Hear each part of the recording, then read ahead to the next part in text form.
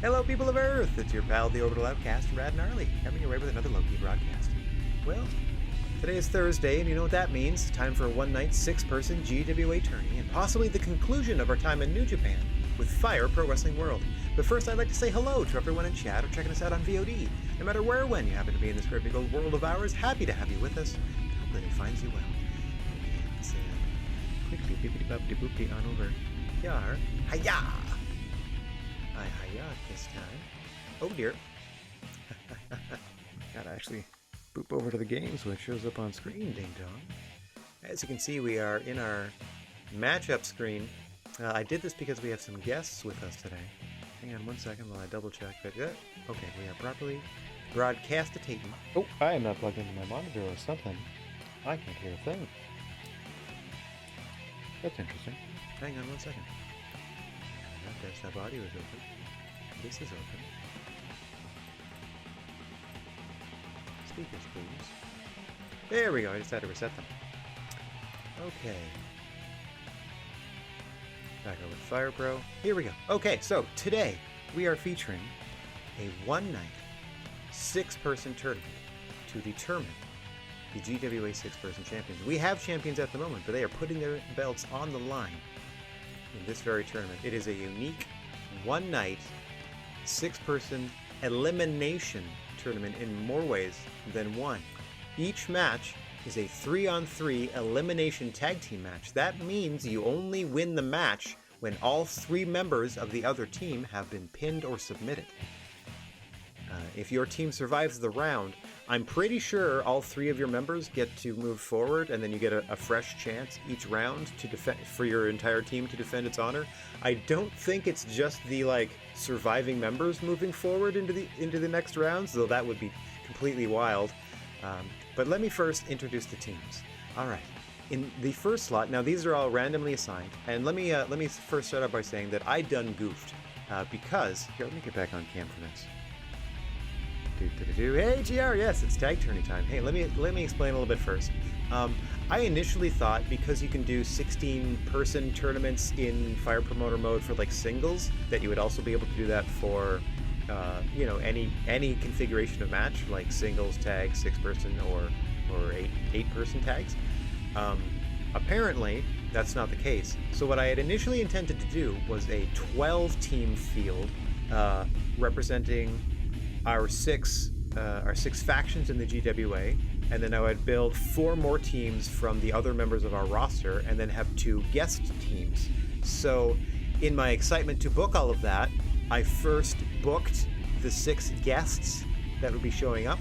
So we have 2 teams not affiliated with the GWA at all in this 8-team tournament, and because we only had 6 other slots to fill after that, we're just representing just the factions. So either one of the factions in the GWA keeps the crown within our organization, or it gets sent to one of 2 other organizations that we're going to get to in a moment. All right, let's get back to the GWA screen.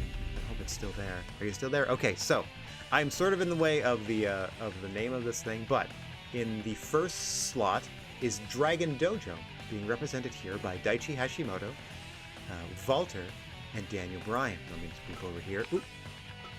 In slot number 2, we have the Major League Grapplers, represented by Miro, Pete Dunne, and Will Ospreay. And it just occurs to me now that had I had more time, I should have just prepped a quick video going through all of this, but bear with me, please. We're just a little low tech today.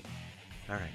In slot number 3, Camp Firefly is being represented by Solo Darling, Alex Zane, and Bray Wyatt. Now here we have our 2 guest teams. First in the 4th slot, representing Team New Japan Pro Wrestling. Oh, sorry, hang on. No, sorry. In the 4th slot, representing Team Noah, that's Kaito Kiyomiya, Go Shiozaki, and Hideki Suzuki are in from Pro Wrestling Noah.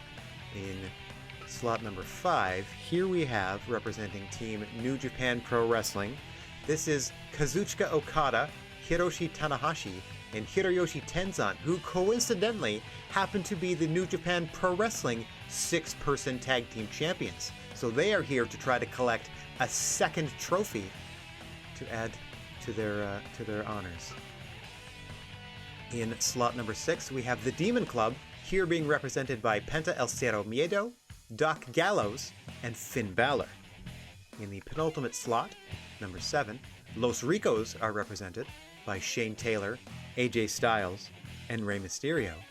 And in the final slot, we have our defending champions, the Industry, David Houston, Matt Robinson, and Thomas Walker, putting it all on the line in this one night, 8-team, single elimination, 6-person elimination tag team match title tournament. That is a mouthful, but here we go. Oh, hang on, before I even do this. This is gonna be nuts. Like, I legit don't know if the entire team moves forward or if just the surviving members of a match moves forward. Either way, that's some drama right there. Because it is a one-night tournament, so fatigue will carry through match to match, but they get a little bit of recovery with some between time. I think just per round they get a little bit of recovery back. Anyway, what did I want to do? Oh yes, I want to go over here and do this. Let's try this for funsies. Okay.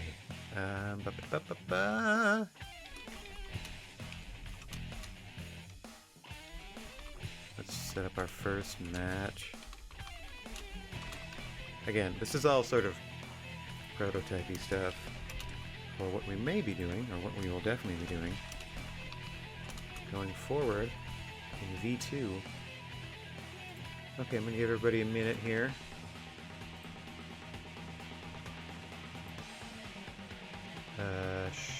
Sure. Confirm prediction. Got it. There. Let's try this. I know there's not many peeps, and I myself can't participate, but we're just going to try this out. Just set a 1-minute timer there. It now occurs to me that I should add more timers to my stream deck to account for this. So should anyone want to, the betting pool is now open, as the first match pits Dragon Dojo versus the Major League Grapplers. Let me again refresh. Dragon Dojo is being represented by Daichi Hashimoto, son of Shinya Hashimoto, Walter, the Chop King of the World and the Iron Golem of the GWA, and former multi-time GWA World Heavyweight Champion, Daniel Bryan. American Dragon is here. Just double check over there. Okay.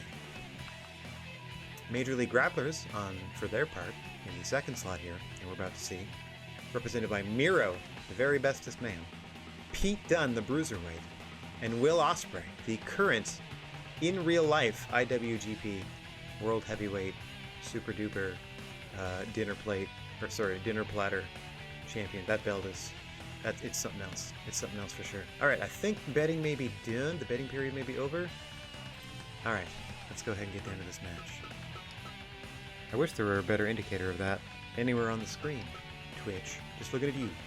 Alright, let's get down to the ring for this first one. As we said, Dragon Dojo versus Major League Grapplers in our first elimination tag team match of the night. We're due for 7 of them in total, it should be. Okay, oh there I see your little you have bet icon. That's fun.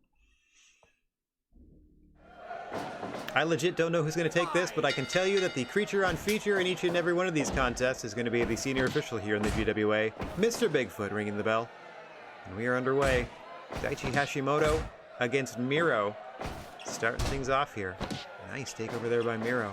Be interesting to see the strategy of all these teams. Do you want to go fast and furious out of the gate? Do you want to slowly wear down your opponents to try to conserve energy for later rounds? Whom do you want to eliminate first? In what manner? So on and so forth. Could be a long night for either of these groups. Just as good a chance as any to walk out of here with the GWA 6-person Tag Team Championship belts and a prize pool of $500,000. Oh, no, sorry, I'm being corrected now. I'm being told that is $600,000, $200K to each of the winners of this one tonight. Wowza. For a company worth well in excess of $100 million, it's not entirely as generous as you might think, but that's a pretty good one-night payday, wouldn't you agree? As now we see Pete Dunne in there with Daniel Bryan. What a technical matchup this would be, one-on-one. Oh, there, as you see, Pete Dunne immediately attacking the arm of Daniel Bryan, first snapping at the fingers and then applying that cross arm breaker. Bryan not taking too kindly to it and firing back with those kicks, but Pete Dunne getting the best of him with those uppercuts. Breaths the strength out of the bruiserweight there, taking down the former GWA champion, who quickly retreats to his corner. If you're going to exchange strikes with anybody, you do not want to exchange them with Walter. These two no stranger to one another. Walter and Pete Dunne. Gets countered out of the ring, does Pete Dunne. A reminder, there are no countouts or disqualifications in this entire tournament. And this is an elimination tag team match. I do not know if the eliminated participants can then get involved in the fighting once it spills out to the floor. We'll find out together as this night progresses. Both men failing on butterfly suplex attempts. And Walter plugging away. We'd like to call him the Iron Golem of the GWA. Just keeps moving forward. Not the flashiest offense in the world, but puts everything he has into it, like that double powerbomb there against Pete Dunne. As we said, now the action has spilled out to the floor where there are no countouts or DQs. Surprisingly, Daniel Bryan, the first one to try to introduce a weapon. The action will be fast and furious out here, but I will do my best to track it all.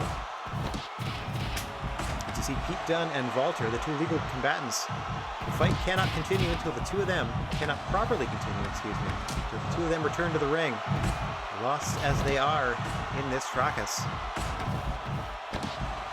See Miro and Daichi Hashimoto having words. Oh, now Miro with a big headbutt on Walter. Pete Dunne back in. That's half of the equation we need. And now Walter. Things should settle down. The two men content to go at it tooth and claw. Oh, Walter making a quick tag, and now freshening things up on both sides. As you see that both the leader of Dragon Dojo, Daniel Bryan, now legal against the leader of the Major League Grapplers, Will Ospreay. Captains of both of these squads going at it. We know a lot is at stake, both those championship titles as we discussed, and $200K per each member of the team that wins. $600K in total for the winning team. Give up. Nice knee bar there from Daichi Hashimoto, who is now tagged in against Will Ospreay. Each member of Dragon Dojo a striking threat for a different reason. Walter with the chops, Hashimoto and Daniel Bryan for their assortment of kicks. Daniel Bryan mostly with a mid-kick. Daichi Hashimoto, more varied kick-based offense. And in comes Miro, the Bulgarian Brute. Oh, and he immediately eats a dangerous DDT into the cover, but wrong side of the logo. Pete Dunne easily able to break that up. Miro shoulder blocking Hashimoto down to the canvas so he can quickly get a tag out to Will Ospreay. Likewise, Daichi smartly retreating back to his corner. In comes Walter to face Ospreay. Smartly dragging him into his side of the ring. Getting a 2 count there as Ospreay. We're testing the mettle of Walter at this point. We're just past the 10-minute mark, but it has been non-stop action from the opening bell. Nice springboard forearm from Ospreay into the cover. 2. Almost puts Walter down. You see, he smartly did it in his own corner so Miro and Pete Dunne could run interference. Nicely done there by the leader of the Major League Grapplers. Repping the MLG. Now Walter has to get Hashimoto back into the match. Has a little bit of time of his own to rest. There you see that striking ability into a cover. But both Walter and Daniel Bryan slow to aid Hashimoto. In fact, Daniel Bryan didn't really move from the apron at all. Nice buzzsaw kick to the side of the head of Ospreay. We roll on here into another cover attempt. Hashimoto's teammates again unable to stop the MLG from breaking up that pin attempt. Both teams electing to get fresh representatives. Miro and Walter going to slug it out now. The larger men, or the larger of the men on each of the squads here. Contented to slug it out. You see Miro trying to bully Walter into the center of the ring there. Oh, nice enziguri. Ends the argument. Oh, tried to go for the game over there in the red corner. That would have been a prime position to do it, but Walter fought him off. And again, tagging back into Hashimoto. We haven't seen Daniel Bryan in the matchup for a little while. This may be a strategy by Dragon Dojo to rest their leader for the later stages of this matchup. As we said, these are all elimination tag team matches tonight, so 3 pinfalls or submissions are needed for your team to claim victory. And again, I don't know what happens if you're eliminated and then the action spills out of the ring. Do you just stand there or do you pitch in? Oh gosh, Daniel Bryan just got reverse rotted there by Ospreay. His teammate Hashimoto, unaware of it, able to recover and get to his side of the apron there. Oh my goodness gracious me. And now Hashimoto, unaware, tags in Daniel Bryan, who I guess seems well enough to continue. Pete Dunne tagged in on the other side, and Daniel Bryan sent to the floor. Ospreay looking to take advantage of that serious blow to the head he just dealt Daniel Bryan. It's Miro and Ospreay looking to go to work on the former GWA champion on the floor. Meanwhile, Pete Dunne trying to fend off both Hashimoto and Walter and doing a fine job of it until Daniel Bryan can get back into the ring, missing wildly with that enziguri. Now here we go. Kicks and uppercuts back and forth, headed toward the center of the ring. Pete Dunne with a huge clothesline settles that argument for the moment. Both men are back up though. Daniel Bryan sends Pete Dunne into his own corner. Oh, vicious kick to the midsection. Just trying to beat the air out of Pete Dunne is Daniel Bryan. Oh, again reversing him into his own corner. Daniel Bryan able to tag out to Hashimoto. Pete Dunne thought better, being lured into their corner. And got Ospreay back in the match. Stormbreaker to Hashimoto. This should do it if you can pull him away from the ropes. 2 count. Oh, I think he was saved there. I think Walter was able to break that up.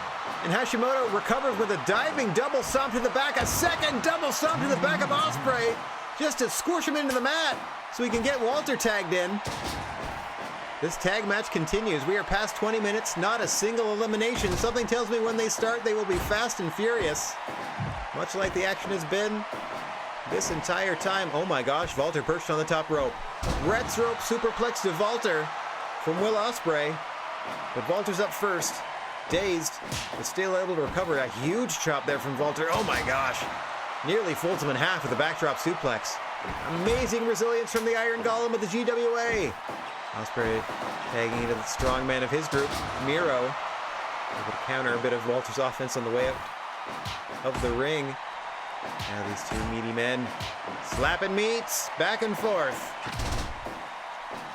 Walter with a huge clothesline.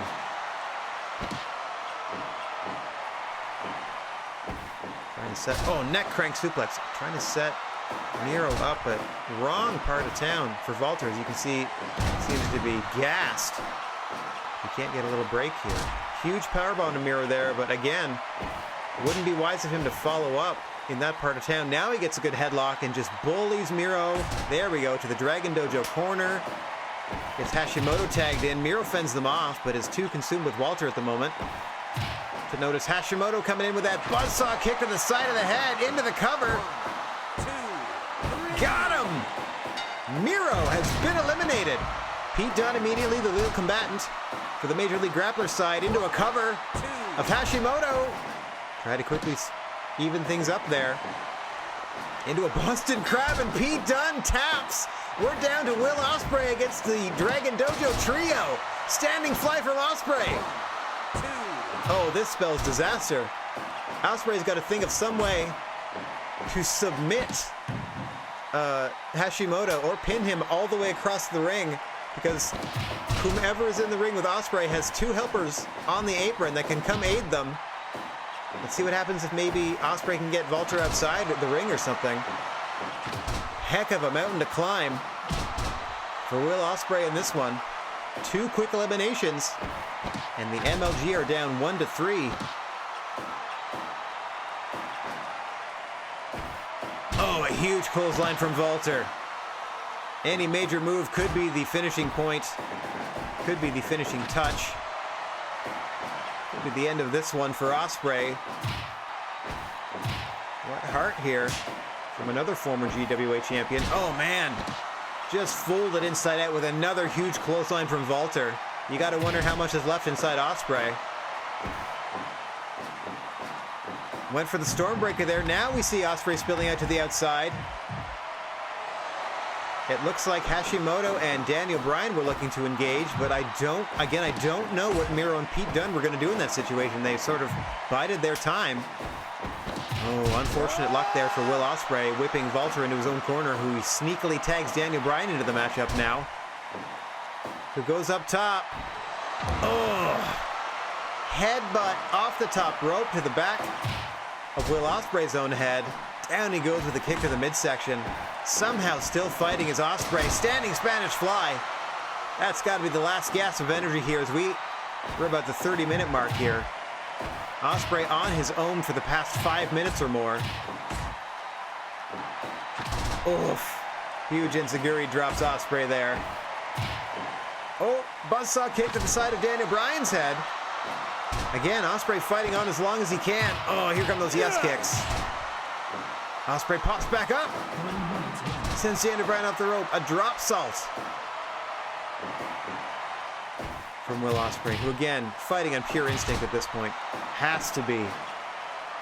Impressive showing, but I don't know that Ospreay can fend off all three of these gentlemen. As he sends Daniel Bryan across the ropes there. Jockeying for position in the corner. Sets him up for a 619. You gotta be kidding me. 619 from Ospreay. Sends Daniel Bryan back into the corner. Oh, there he's met with mid-kicks. Vicious kicks to the ribs there to Ospreay, and Daniel Bryan just casually strolls across the ring to tag Hashimoto back in, and then they send Ospreay out to the floor, and it looks like his friends aren't coming to help him as he gets a double powerbomb from Walter and Daniel Bryan. Miro and Pete Dunne, apparently since they've been eliminated, helpless to aid Will Ospreay outside the ring. Oh dear, oh dear. Stormbreaker to Daniel Bryan! On the floor! You got to admire the fight of a Will Ospreay, but again, gets folded in half with that backdrop suplex from Walter, excuse me, and then a double suplex from he and Daniel Bryan. Meanwhile, Hashimoto just casually waits. The match continues once Will Ospreay re-enters the ring, and he is at the mercy of both Walter and Daniel Bryan for as long as it takes them to be tired of delivering this beating. Daniel Bryan, you see rolling back into the ring there, just sort of playing to the crowd for a bit. Another vicious, countered! Ospreay countered that powerbomb and then able to slam Daniel Bryan. This might be his opportunity to get back into the ring, but Will Ospreay electing to fight on. More guts than brains in this instance, one would say. Oh, and again, trying to fend off both men here.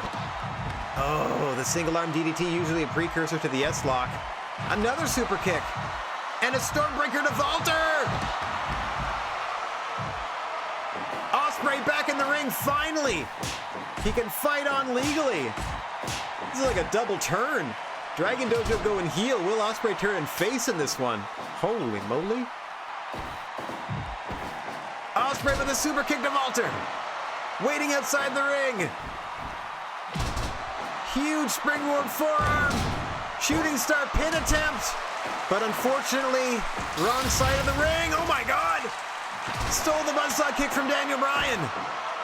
Unfortunately, wasn't legal man. Hashimoto is. Double powerbomb, knee to the face. That'll do it. Ospreay gave it everything he had. But Dragon Dojo, clean sweep. Your first round winners. Dragon Dojo moving on. And the Major League Grapplers eliminated. Only 76%. I guess that's because it was like a clean sweep. Man, the crowd noise though. The crowd noise is insane. Insane. Okay, let's save that. All right, let's preview our second round matchup. Let me first do the prediction. Okay, who do we got next? Team Point. So we have...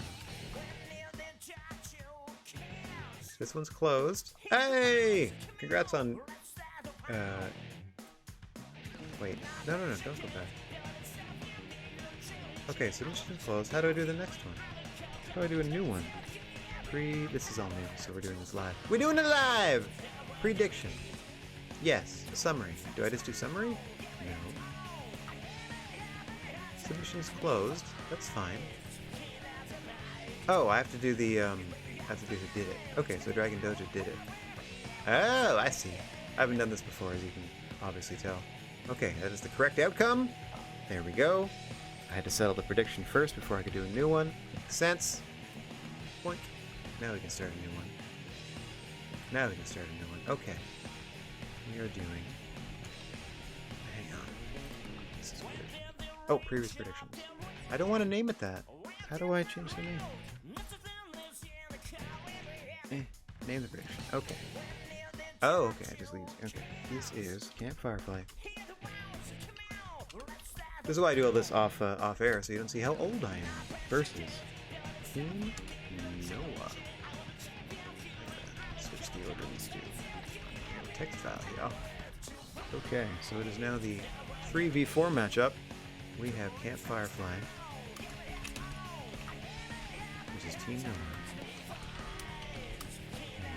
Set up our 1 minute prediction period starting right about now. And I can tell you that Camp Firefly is being represented here by Solo Darling, Alex Zane, and Bray Wyatt. And entry number 4, in from Pro Wrestling Noah, we have Kaito Kiyomiya, Go Shiozaki, and Hideki Suzuki. Yeah, congrats, JR. Nicely done. Alright, so we'll just chill here. Once again, that's Camp Firefly, represented by Solo Darling, Alex Zane, and the Camp Firefly leader, Bray Wyatt, against Team Noah, against their young ace, Kaito Kiyomiya, their established ace, Go Shiozaki, and another notable heavyweight that I'm not intimately familiar with, Hideki Suzuki is also in. So I think we're just about ready to roll with this next one. By the time we get to the ring, I feel like the prediction period will be over. So here we go with our second first round matchup. Once again, these are all elimination tag team matches, and we saw a clean sweep in that first match in round 1. Let's see how this one shakes out. As always, in charge, Mr. Bigfoot. You see a couple of quick takedown attempts there from Hideki Suzuki in the lavender trunks against Solo Darling for Camp Firefly. Our customary black, purple, and gold. Alex Zane, of course, in the black and purple on the apron with the blue corner, and Bray Wyatt, unmistakable in that outfit and mask. Nice roll through from Hideki Suzuki. The ground-based attack, it seems, out of the Pro Wrestling Noah superstar at this point. Yeah, again, an MMA clench into a submission attempt. And Solo Darling quick to tag out to Alex Zane, who tries to test the wind of a Hideki Suzuki with a quick no-count pin attempt. A second one there from Alex Zane. A little bit of wrestle. As Hideki Suzuki tags out to our first look at Go Shiozaki, who had a heck of a run as GHC champion in 2020. One of the highlights of the year. As we see him now, wow, introducing a chair into the mix. Don't see that out of Go Shiozaki that often. Maybe he thinks it's what's required for success in a GWA ring.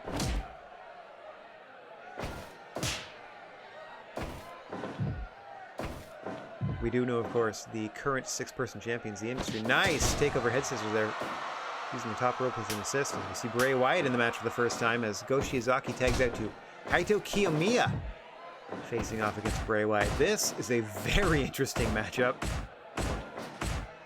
And as we said, young future ace of Pro Wrestling Noah, Kiyomiya, in there against the leader of Camp Firefly, the devious fiend, Bray Wyatt. My earlier point about Go Shiozaki bringing the chair is he's well aware that the current champions, the industry, 1/3 of their roster includes Thomas Walker, the dirtiest player in the GWA game. So perhaps a bit of that early strategy showing through is what it might take to see our way through to the finals. Should indeed the industry be there defending their crown. For all we know, they could get it eliminated in round 1, and we could crown entirely new champions. Not even from our organization. You see a nice drop kick there from Kiyomiya. Able to level Bray Wyatt and maintain that offensive advantage. The Fiend, of course, able to absorb a superhuman amount of punishment, but I'm sure they'd rather not have to absorb that much punishment over the course of these matchups, if they can help it. As you see Kiyomiya now taking out to Go Shiozaki, who allows Bray Wyatt to get Alex Zane back in there foolishly for the moment, as he suffers a double powerbomb but keeps on fighting. Does Go. Savvy ring veteran is Go Shiozaki.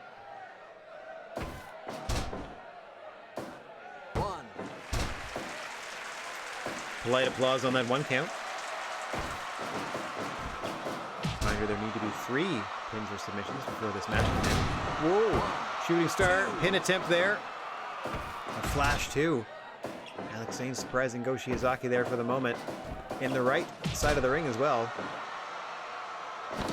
Had Camp Firefly elected to help, they would have been able to help, but you see Solo Darling and Bray Wyatt remaining on the apron for both of those pin attempts. Nice chop off the ropes from Go as we get Hideki Suzuki back involved. Once again, paired up with Solo Darling, and being on the mat, I was going to say, not the place you want to be against Suzuki, it seems.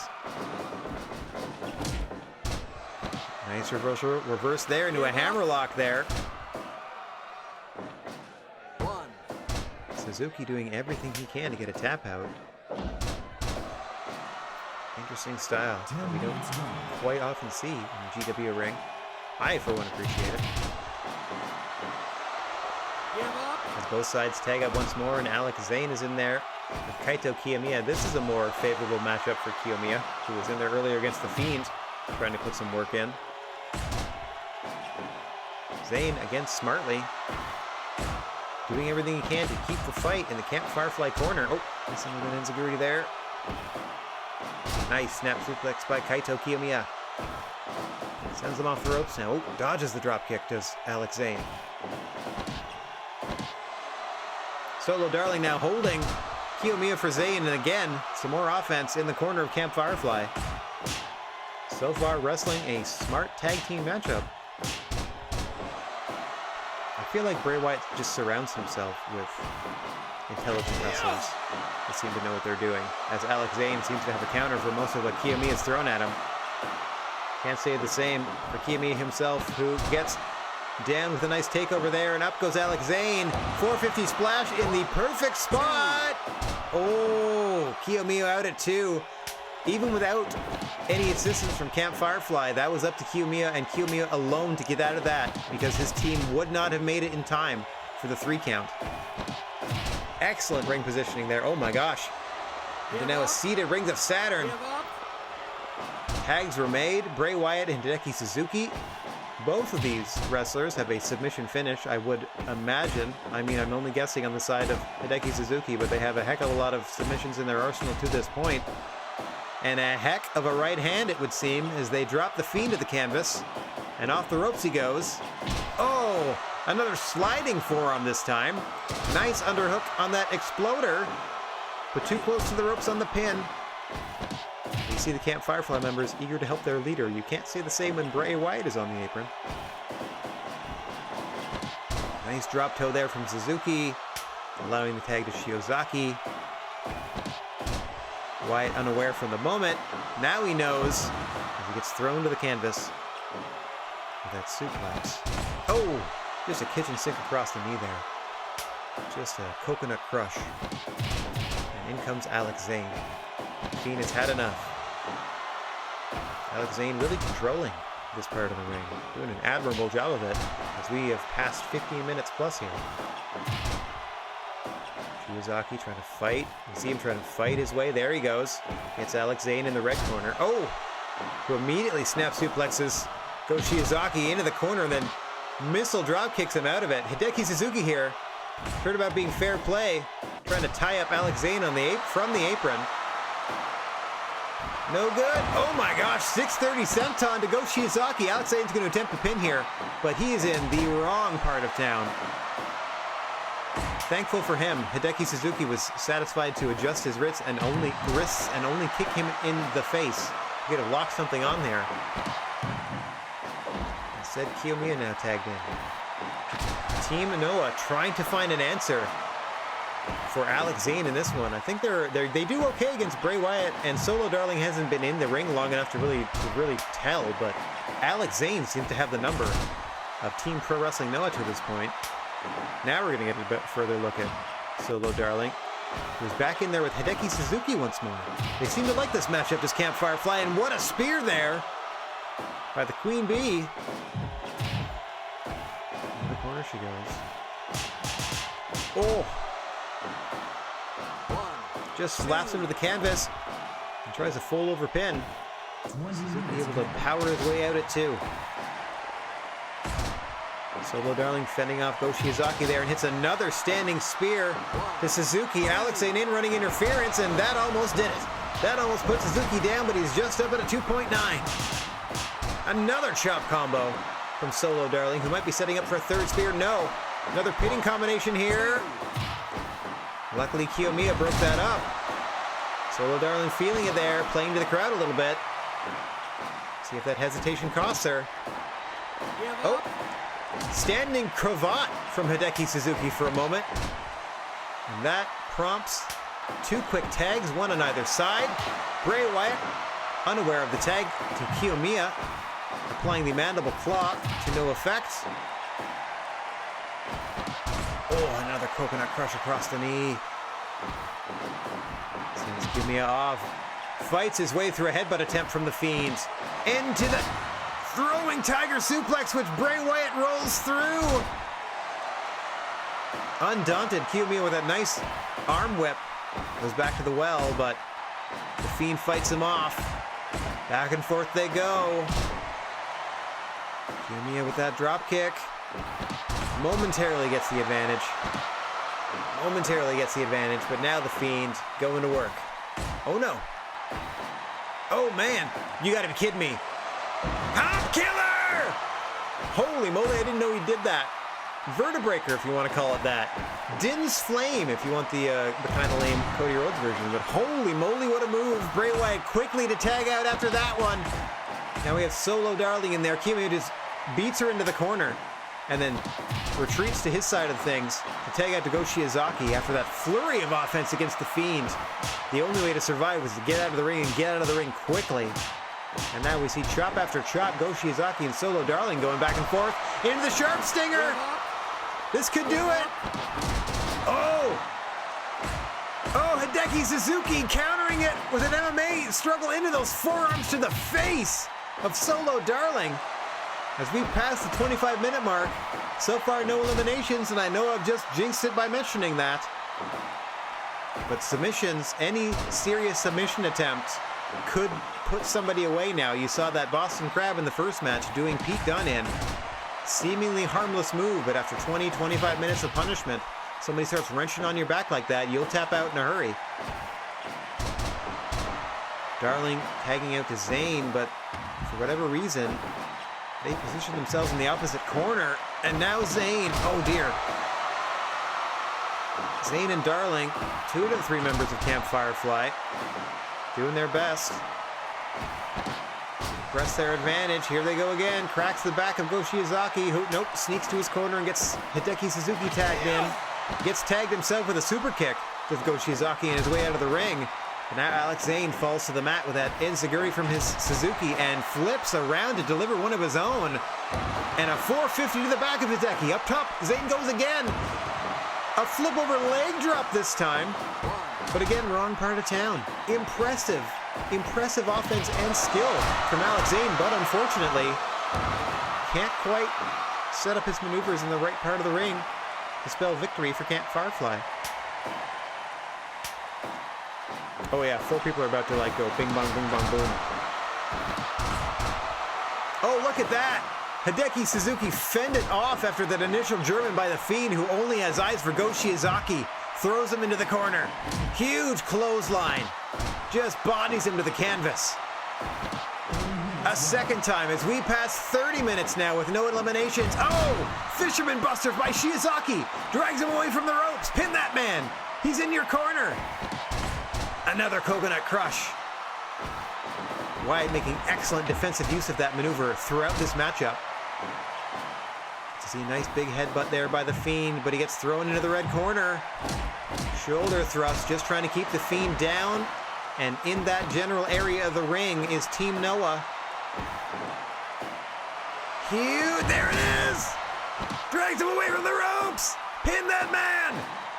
Suzuki into run defense. Oh, and the Fiend out at 2.9. Just able to kick mandible claw to Go Shiozaki, and that's it! Go Shiozaki has been eliminated, and the Fiend tags out. Hideki Suzuki gets a Sister Abigail, and now he's in there facing Alex Zane. Team Pro Wrestling Noah down a participant. Oh, step up enziguri. Alex Zane pouring it on here. I don't know if Camp Firefly knows quite what to make of the tactics of a Hideki Suzuki. I don't quite know. As you see, there's Zane content to keep them in the proper corner, though. Huge uppercut from Suzuki, able to tag in Kaito Kiyomiya. These two got to work well together. Try to draw even here in this elimination matchup. Spikes him with a double arm DDT. Oh, I thought he might go for the pin there. Pulls him back to his feet for a forearm to the back of the head, and Alex Zane says, "Get me out of here." In comes the Fiend, though. This could spell disaster as he can hit that mandible claw anytime, anywhere on anyone. Oh, he just clubs Kaito Kiyomiya down to the mat. Does Bray Wyatt. Kaito trying to fight him back over to the red corner. You can see, nice! Tiger suplex with a huge bridge, but Solo Darling kicks the leg out. This match continues, at least the Fiend's participation in it continues. As he's just getting manhandled by Kaito Kiyomiya. Off the ropes he comes, though. Huge headbutt to the back of the head of Kiyomiya. Now a huge clothesline to the face. Oh, just drops him with a punch. Does the Fiend. You know he's looking for that Sister Abigail or that mandible claw sooner rather than later. Kiyomiya fighting for all he's got.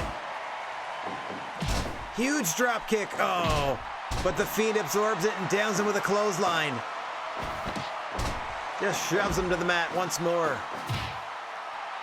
There's the break Kaito Kiyomiya needed. Drops him with a reverse DDT on his way out of the ring. Suzuki says this is it. What does he have in mind? Trips the man. Rolls him over. Oh no, Bray Wyatt. Bray Wyatt counters into a hammerlock. Oh, a stunner from Alex Zane.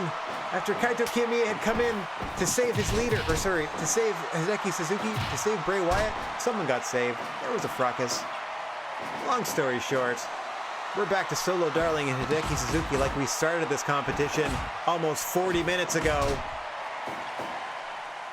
Another huge spear by Darling, but Suzuki fights his way back to his feet. He's dropped immediately by Solo Darling, who says this is it. Oh, underhook exploded from Suzuki. There's fight left within. Suzuki looking to lock on any form of submission at this point. Just somewhere away from the ropes. Meanwhile, Solo Darling looking for that sharp stinger specifically. Oh! What a tombstone variation, but Alex Zane quickly in there to break that up. Kiyomiya has to deal with the X Factor before he can make it back to his side of the ropes. You see him getting up dazed there. Huge headbutt from Solo Darling, winning that strike battle. Off the ropes she comes. Stampede style clothesline takes Suzuki down momentarily. The tags have been made. Kaito Kiyomiya and Alex Zane. Oh my gosh! Tiger suplex, too close to the ropes and onto that chair from Kaito Kiyomiya. Nice strategy, but unfortunately just a little too close to the ropes there. That could have spelled disaster for an Alex Zane. You saw Solo Darling in there, quick as a butterfly. Even though that pin attempt would have been broken up, or had been broken up by the ref, quickly in there to attempt to break that up regardless. And Alex Zane fights on. You see him deliver a drop kick there, but Kiyomiya back to their feet well before Alex Zane, running on fumes. And now a nice delayed vertical brainbuster. Out of the ring they go. Again, Go Shiozaki not going to do diddly squat. Another tiger suplex on the floor. Kiyomiya's bread and butter are those tiger suplexes. Oh. Zane and Darling putting the hurt on Suzuki. Big headbutt there as Go Shiozaki just looking on. Meanwhile, Bray Wyatt just looking on from his side of the ring.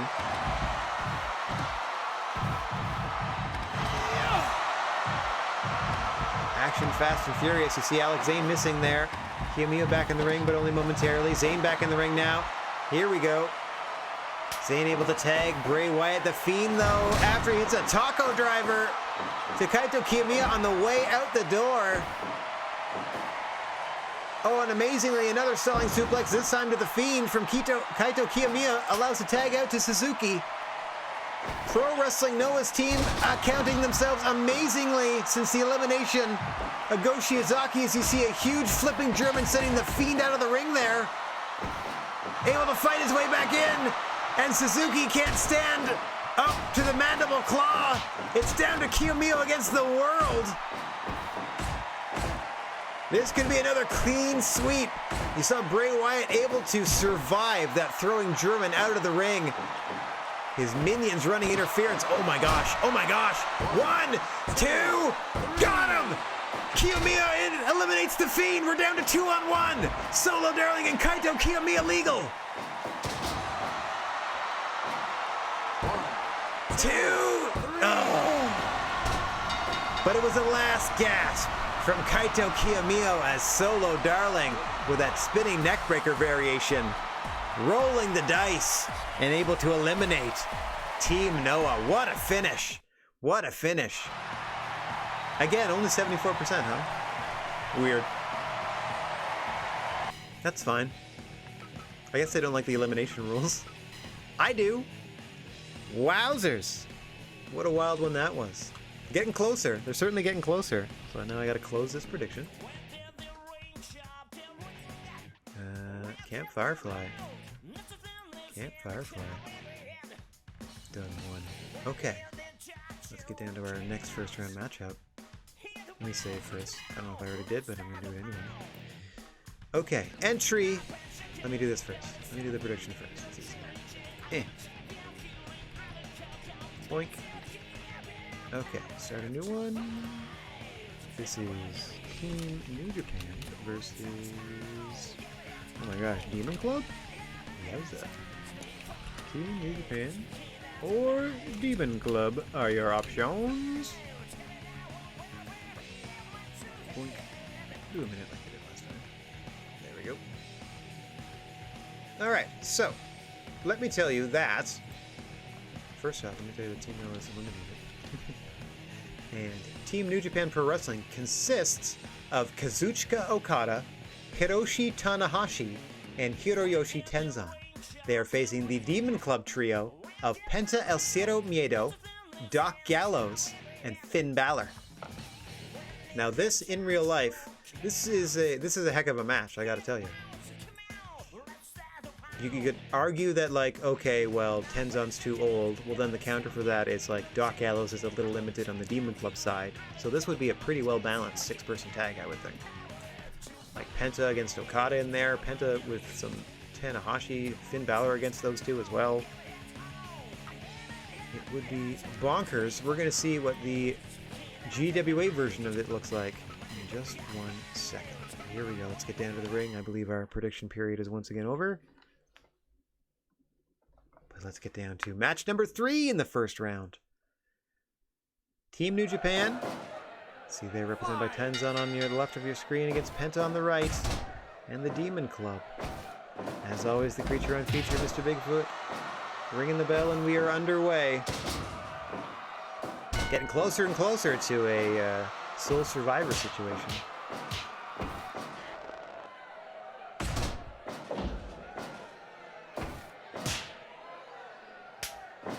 Penta having no love for the chops of Tenzan, quickly taking out to Doc Gallows. You see a little attitude there from Tenzan, bumping Penta off the apron.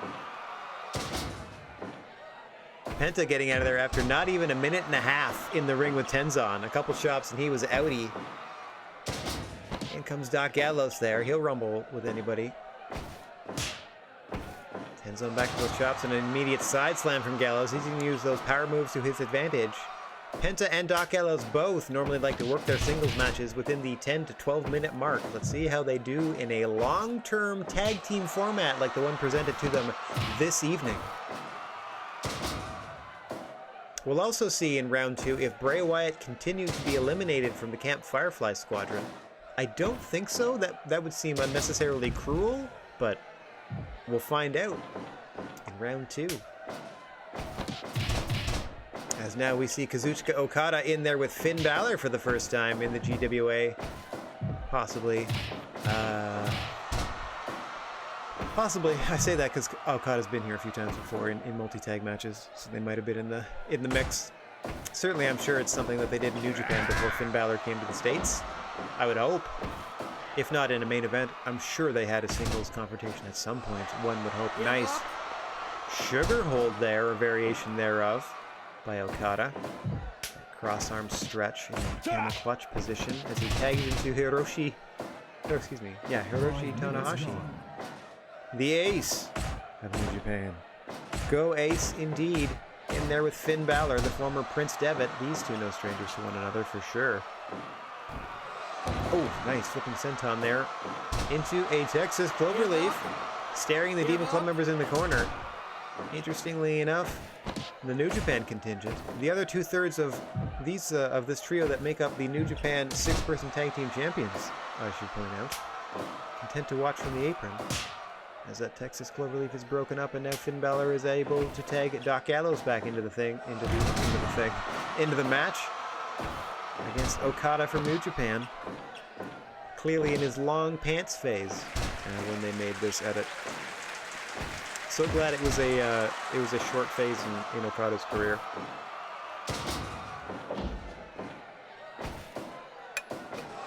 Just didn't work for him.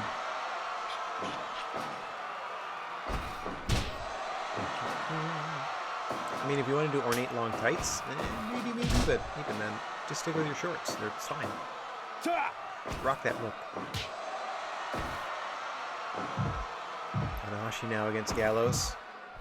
The big man just muscling Tanahashi in the corner there, shoulder thrusts. And now sending him out of the ring with a big suplex. And telling Okada to bring it on before fending off a sneak attack from Tenzan. Impressive ring acumen there from Doc Gallows, being well aware of the situation.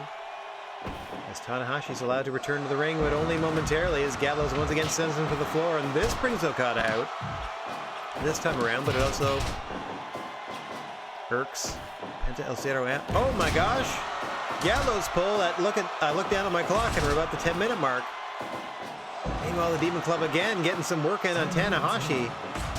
Gallows, interestingly, positioning himself in the New Japan corner, but able to maneuver things in such a way that his team has actually been able to get a few double team moves on to Tanahashi, and now a magic killer to Tenzan as Doc Gallows is on his way out of the ring. We're back to Tenzan and Penta. Quick pin attempt there, and a quick kick out. And the man with zero fear. Oh my gosh, also zero testicles after that. Huge headbutt to the ding-dong from Tenzan, who gets hit with a sling blade from Penta. And a wheelbarrow bulldog. And then an impressive gorilla press slam there. Penta on a roll. Oh geez. Stopped abruptly by that headbutt. And then a 3D, because why not? From Tenzan and Okada. Oh, nice high angle backdrop. Seems to anger Penta there. Going back and forth with Okada and getting the better of it as Penta. Haven't really seen much of them. As we said, they retreated to the corner at about a minute into this matchup. Oh man, nice SCF applied by Okada. Never an unwise move to attempt a submission in a match like this. We see how quickly things can turn to your corner. Nicely done. Signature suplex variation from Okada, and then off the ropes he comes with a sliding drop kick to the mush. That'll smear your makeup. In comes Doc Gallows as Penta's able to make his way to the corner. Okada exhausting himself, at least momentarily, putting those moves together. Trying to get back in the swing of thing. And now Gallows, great ring awareness, knowing that Tanahashi was now the legal participant, able to drag him into the Demon Club corner. So far, the GWA talent doing very well against these guest teams. Even though, as we said, this New Japan contingent are their 6-person champions, so they are no strangers to teaming with one another. Boom, just like Doc Gallows is no strangers to dropping fools with that clothesline. Tanahashi just the latest, and then gets a fall-away slam into the corner for his troubles. May have bounced off that chair on his way down, too. Doc Gallows feeling it against Tanahashi in this one. Tana quick to tag in Okada. Doc Gallows just keeps going to work. Side slam onto the chair for Okada before he casually strolls over and gets Finn Balor involved. Off the ropes goes Okada this time. Finn Balor maintaining control for the Demon Club. Vicious backhand knife edge chop across the throat into the 1916. But Okada able to get back to his feet before a pin can be attempted. To Finn, pushing across the ring. Okada avoids that. Suplex to Okada. Drops him outside the ring in the Demon Club corner. You see Finn being the sacrificial lamb there to fend off Tenzan and Tanahashi. Meanwhile, outside the ring, Penta El Cero Miedo countering that tombstone with one of his own. Oh, Tanahashi able to get out there. Penta and Doc on the floor. Nope. Now Penta on the floor. Doc back out. Penta and Doc on the floor against Tanahashi and Okada. Tenzan and Finn Balor going at it in the ring. A huge diving headbutt to Finn Balor there. We got two separate matches going on. Penta back into the ring. He himself, the victim of a series of vicious headbutts from Tenzan. Action trying to calm down here, as now we have Okada. Tags out to Tanahashi. Tanahashi and Finn Balor legal. Double enziguri to Finn Balor. Rocketing, reeling are both teams as we pass 20 minutes now. Trying to get things settled down. If you want to slow things down, who better than Doc Gallows? In for Demon Club. Oh, eats a sling blade from Tanahashi into a cover. Lucky for Gallows, Penta and Finn Balor quickly over there to break that up. It's going to be easiest for Team New Japan to attempt their pins and submissions in the western quadrant of the ring, likewise the eastern quadrant for Demon Club. North and south, you can kind of, like, both teams can kind of reach that. What you want to do is have the other team have to take as much time getting across the ring to break up a pin or submission attempt as possible. As you see here, Doc Gallows smartly dragging Tenzan back into his corner for exactly that reason. Tenzan also wisely whipping Doc Gallows all the way across the ring. Oh, what a swinging neckbreaker onto the chair from Gallows. Both men up at the same time. Tenzan forced to make a tag. Gallows content to fight on and get tombstoned by Okada, who says this is it. Rainmaker pose. Unfortunately, the camera doesn't zoom out. Huge diving European uppercut to the back of Doc Gallows' head. Big slam to the big LG. Dives off with an elbow to Okada. Drags him away from the ropes. Oh, I thought he might go for a pin there. Oh, behind the man. Oh, it might have been going for the Rainmaker. But Doc Gallows fends him off and gets Finn Balor tagged into the matchup. Magic Killer to Okada. Huge DDT there. Not quite the 1916, but still a sizable DDT to Finn. Okada may have been setting up for it as well, but gets countered and hit with the coup de grace. Tenzan and Hiroshi Tanahashi in there to break up that pin attempt. Doc Gallows with the Uncle Slam to Okada. Oh! Red ink!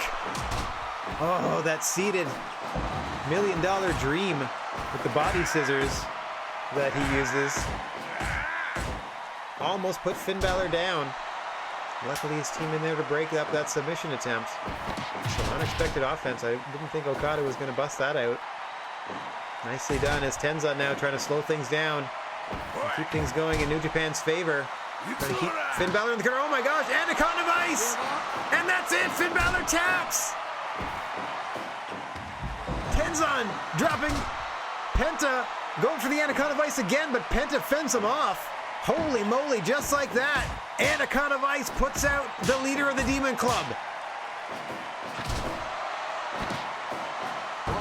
Penta super kicks Tenzan and knocks him out. We're down to 2-on-2. Yes.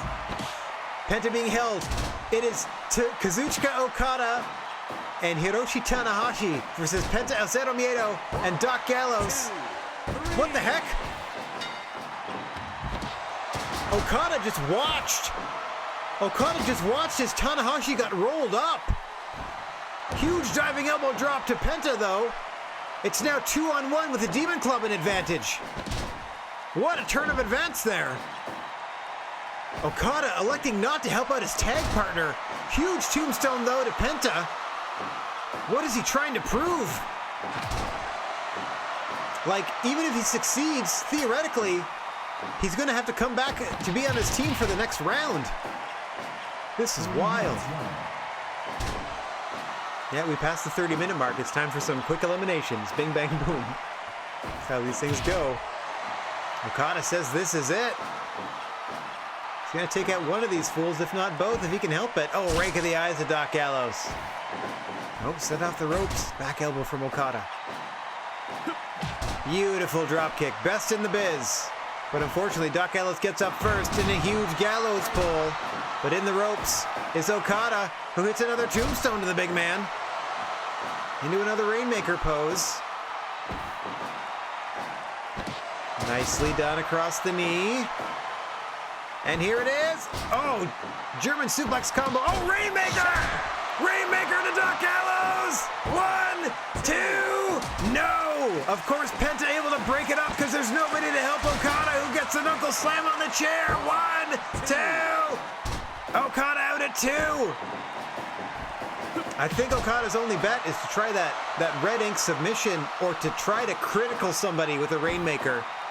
To try to make this a one-on-one contest. Doc Gallows has had enough, has to take Penta back into the matchup. Magic Killer to Okada in the center of the ring. Penta says this is it. Okada counters. Beating down Penta in the corner. Doc Gallows obscuring our view. Up top he goes. Huge diving elbow to Penta, but can't make a pin attempt from there.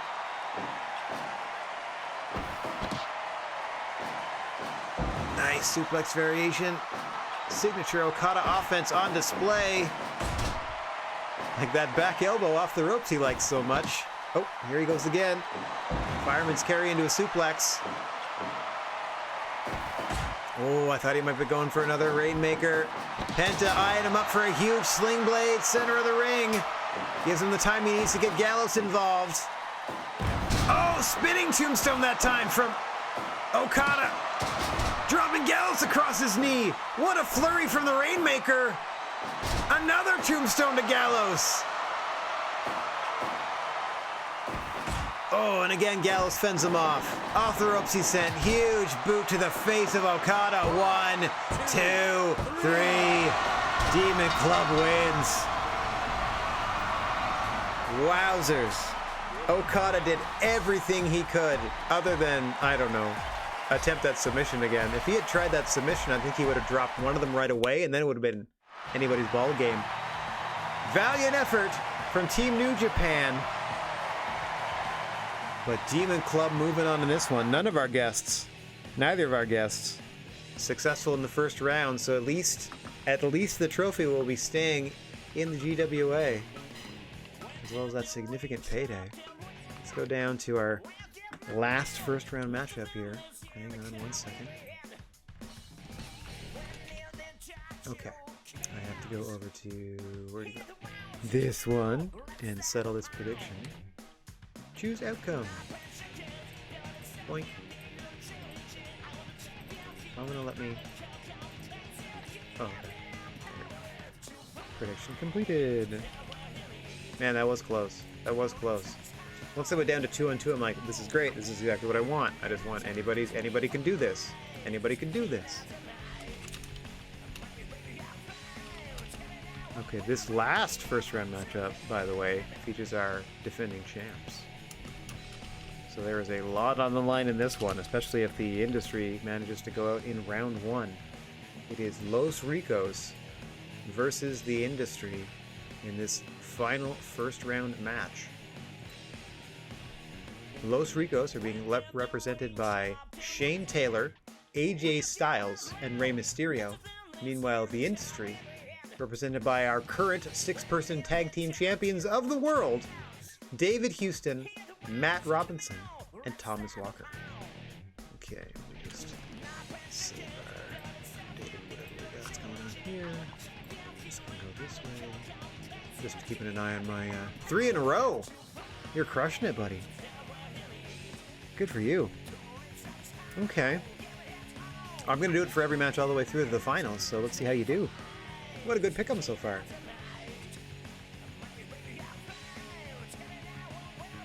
What a weird song. It's like some weird Japanese hair metal type of stuff. Okay. Let's get down to saving, like we like to do, and get on with our next match. I think the pool should close by the time. You believe you're going to go for 7 straight? I believe in you. You can do it. As the pools get smaller and smaller, you see what these athletes are capable of. It's our final first round match is set to begin. Shane Taylor starting things off with David Houston, the power man of this Los Ricos trio, against the most versatile wrestler on the side of the industry. Arguably the most versatile wrestler, David Houston. One of the few people in the GWA that holds a winning record against the Hollywood hunk Jack Howard, our current GWA heavyweight champion of the world. David Houston now tagging out to Thomas Walker, the dirtiest player in the GWA game. Somehow manages to sneak a fork into every one of their matches. Of course, there are no countouts or disqualifications on the floor of a GWA ring, but there is a 5 count DQ count in the ring. That could play heavily into this as it wears on, as this is, of course, an elimination matchup. And should Thomas Walker bust open one or more of his opponents, it might not bode well for the Los Ricos side of things. Of course, Industry has a lot on the line tonight. They are defending their 6-person tag team belts in this one-night tournament. There is no championship advantage. They have to win the tournament just like anybody else. I was going to give them, or try to give them, a first round bye when I thought you could do up to 16 teams, and I was going to try to do 12, but turns out you can only do a maximum of 8 for a 6-person tournament, so no favoritism whatsoever. So they would have had a bit of champion's advantage, but no such luck. Quick tags in and out on either side now, as I believe we've seen everybody but AJ in competition, and if we did see AJ, it was rather briefly, as we're not even 5 minutes deep into this one. Both teams trying to feel the other out. In for a long night if they do this properly. I think both teams know that. Nice jumping flatliner there from Thomas Walker into the roll-up. Quick 1 count on Rey Mysterio. Perhaps the best counter wrestler in the history of the industry. Gets spiked on his head with a Frankensteiner from Thomas Walker there, though. Loads of talent on both sides of this equation, as we now see Matt Robinson and AJ Styles, and what a matchup this will never be in real life, because Matt Robinson doesn't really exist. Heck of a competitor, though. He gets locked into a calf crusher. AJ Styles having the right idea. Submissions seem to be the way to go if you want quick eliminations. Do some submissions at about the 20-30 minute mark. Oh! Missed a Bigfoot down. Don't worry. They'll be okay to ref the rest of the matchup. Might just be a little slow on their pin attempts or their submission looks, but we'll get them patched up by the time the second round starts. Don't you worry. We take the health of our referees very seriously. They're obviously going to continue the matchup, but we'll get them patched up afterwards. Oh! Release German there from AJ. In with Thomas Walker. Smartly AJ trying to drag Walker back to the Los Ricos corner and get Shane Taylor tagged in. Muscles Thomas Walker to the floor with a suplex. As we said, no DQs, no countouts out here. This actually favors Walker as well, but not in a 2-on-1 situation, as he now contends with AJ and Rey Mysterio. Meanwhile, Shane Taylor doing just fine, keeping David Houston and Matt Robinson at bay. The big man putting his power to use. You see him taking Houston down with a huge clothesline. Super kick to Walker on the floor, by the way, from AJ Styles, and now an assisted power bomb. Another huge clothesline, this time to Robinson. Things are trying to get settled here. Oh my gosh! Last rights to Shane Taylor from David Houston. What impressive strength from Houston there. Momentarily dazing Shane Taylor and allowing Thomas Walker to tag Houston in as the legal combatant. I think he's got a good thing going at Shane Taylor, but Shane Taylor fighting back. Boom, a huge clothesline drops Houston. Taylor tags in Styles. I feel like this one might be a little quicker than our previous matches in terms of eliminations. As another huge clothesline turns Houston inside out. Now Inushi Garoshi working that head and neck as AJ Styles. Remember to tuck your head on the Styles Clash or you're going to break your neck. Just ask Yoshitatsu.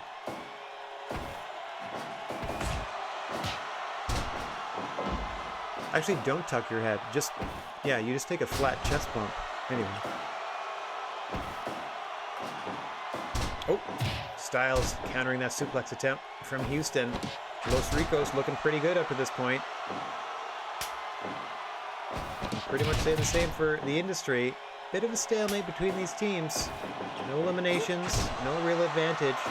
Still a lot of quick tags back and forth. Roll-up attempt here from Ray, but again, Shane Taylor not helping and AJ Styles having to tag up. Unable to maintain that pin predicament. On a Matt Robinson is Ray, who's doing his part to keep Robinson in his corner. Oof, but only for the moment. Oh, as a pair of vicious strikes there from Ray. Make it a trio, another knee to the side of the jaw. Sends Rey Mysterio scampering to his corner to get AJ Styles involved. Let's see what he can do against Matt Robinson.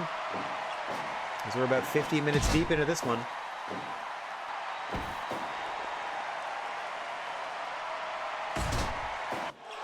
Oh, Robinson now, just a seated scissor sweeper at the center of the ring. Basic submission offense is going to go far in this tournament.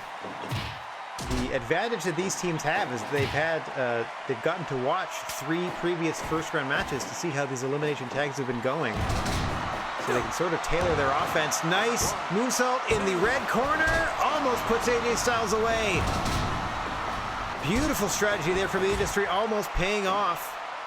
As you saw David Houston's partners able to run interference after that beautiful moonsault pin attempt out of the corner.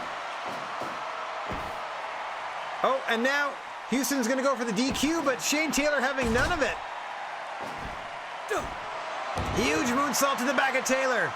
Took a lot out of Houston, though. Last rites to the big man. Houston goes up again. Waiting for Taylor to stand. Rolls them through. Rey Mysterio in to break that up at 2. Houston and Taylor back and forth. La Magistral Cradle. Rey again breaks that, this time at 1. Houston avoiding the triple beatdown. Gets to his corner and gets Thomas Walker tagged in.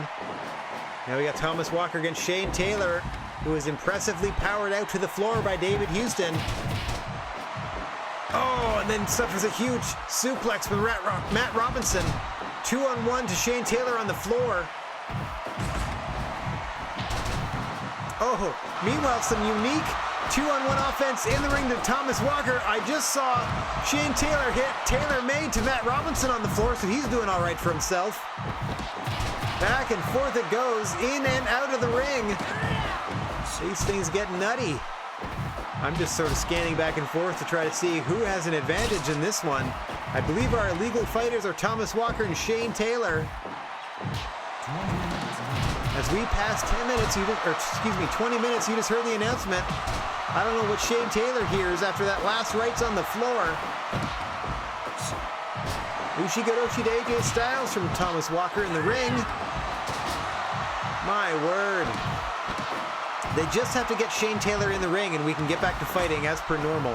There's nothing Mr. Bigfoot can do in this situation until the legal fighters are back in the ring. But Shane Taylor elects to fight on the floor. Oh, now he rolls back in and has a beeline for his corner. AJ Styles and Matt Robinson tagged in on each side. Squads refresh. AJ Styles with a Styles Clash incoming, rolls toward his corner. Smartly done. And we have our first elimination. AJ Styles pins Matt Robinson. The champs are in trouble. Down 2-3. Pop up, roll up. Rey Mysterio knows all about those games, able to break that up rather quickly.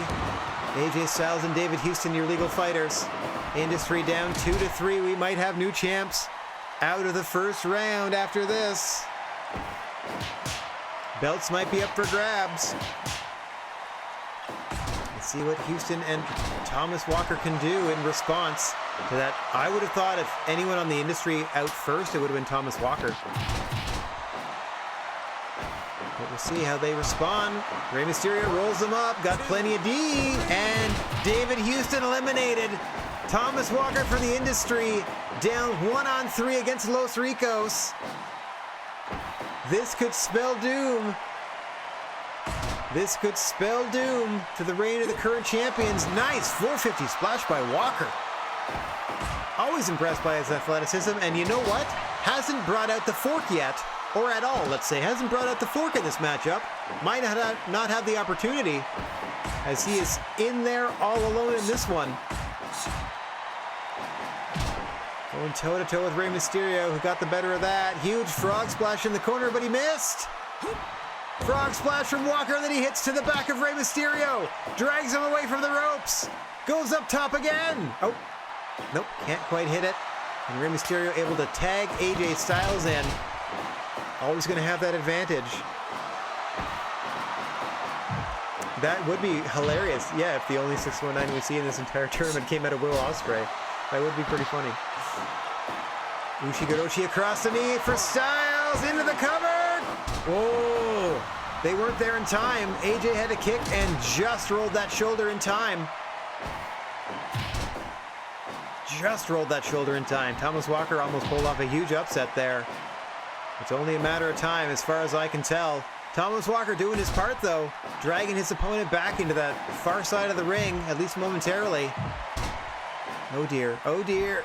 Nice frog splash to the back of Thomas Walker. I say oh dear because I fear the fans of the industry as a Styles Clash is incoming. Rolls toward the ropes though. Has to break the pin. That's the only thing that saved Thomas Walker there. Double down. Little mistiming for both men there off that Irish whip. And now Thomas Walker rolling the dice. Off the ropes he comes. Huge diving European uppercut. Oh, and misses that. Misses the diving flatliner to follow up. AJ able to tag Shane Taylor, who appeals to the crowd. Oh, rake of the eyes. Standing black hole slam from Walker. Up top he goes. Big frog splash. But unfortunately, very much the wrong corner for Thomas Walker. As we now pass 30 minutes in this one. Shane Taylor whips him into the red corner. He gets rolled up. Oh, but too close to the ropes. I cried foul. I thought that was fine.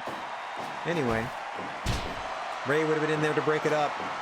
Huge clothesline, turns Walker inside out, and it is over. Industry eliminated in round one.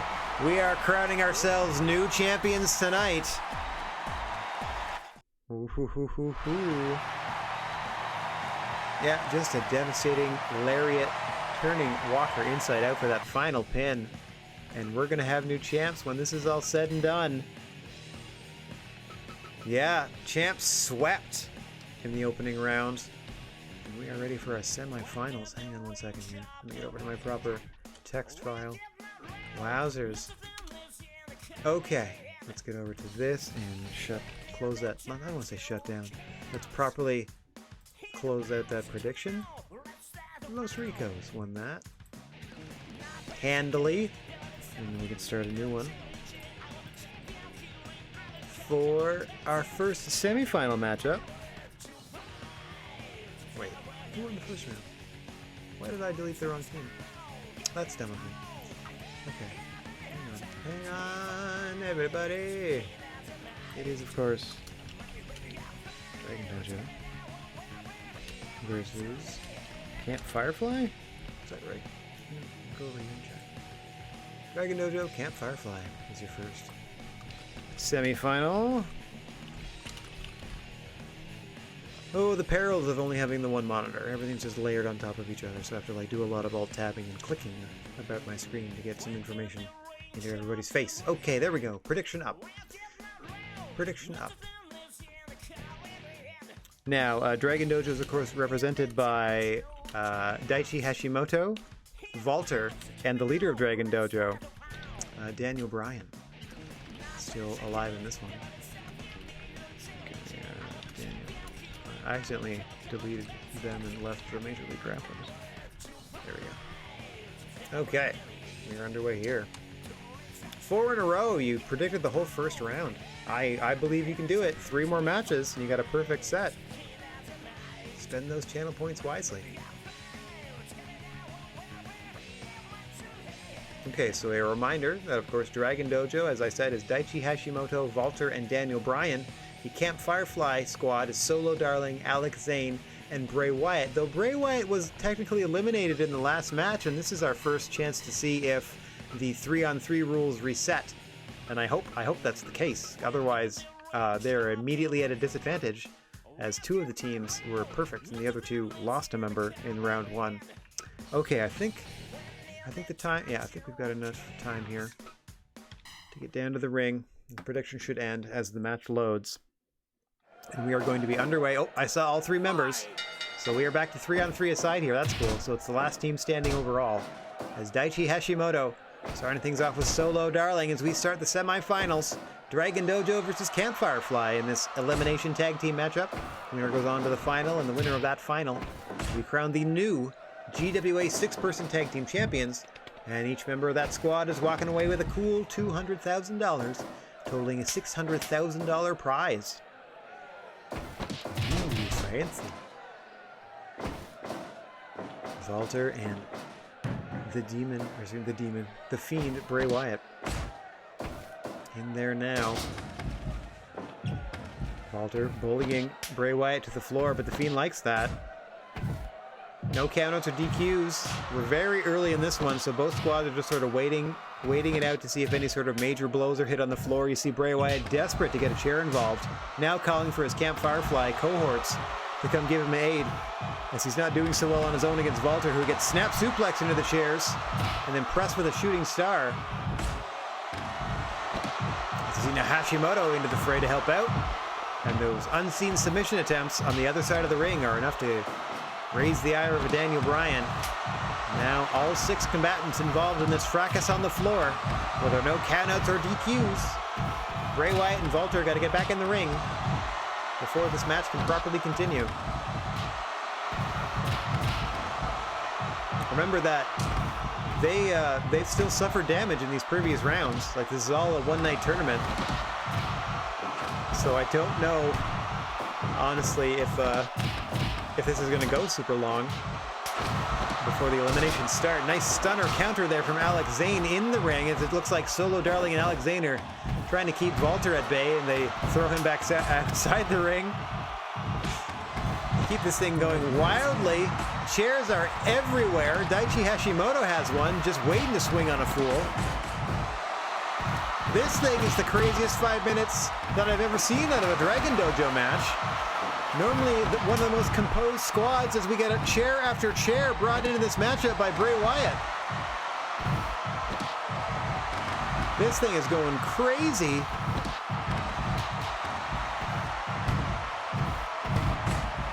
People getting battered against the guardrail. We see a mandible claw at Hashimoto that Daniel Bryan has to break up. Double powerbomb coming up to Solo Darling. Her head just bounced off a steel chair. Taco driver to Daichi Hashimoto from Alex Zane. His back just bounced off a steel chair.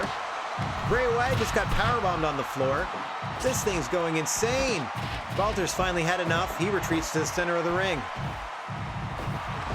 But this is still going to continue until now. Finally, the Fiend rolls back in, and we can continue the match.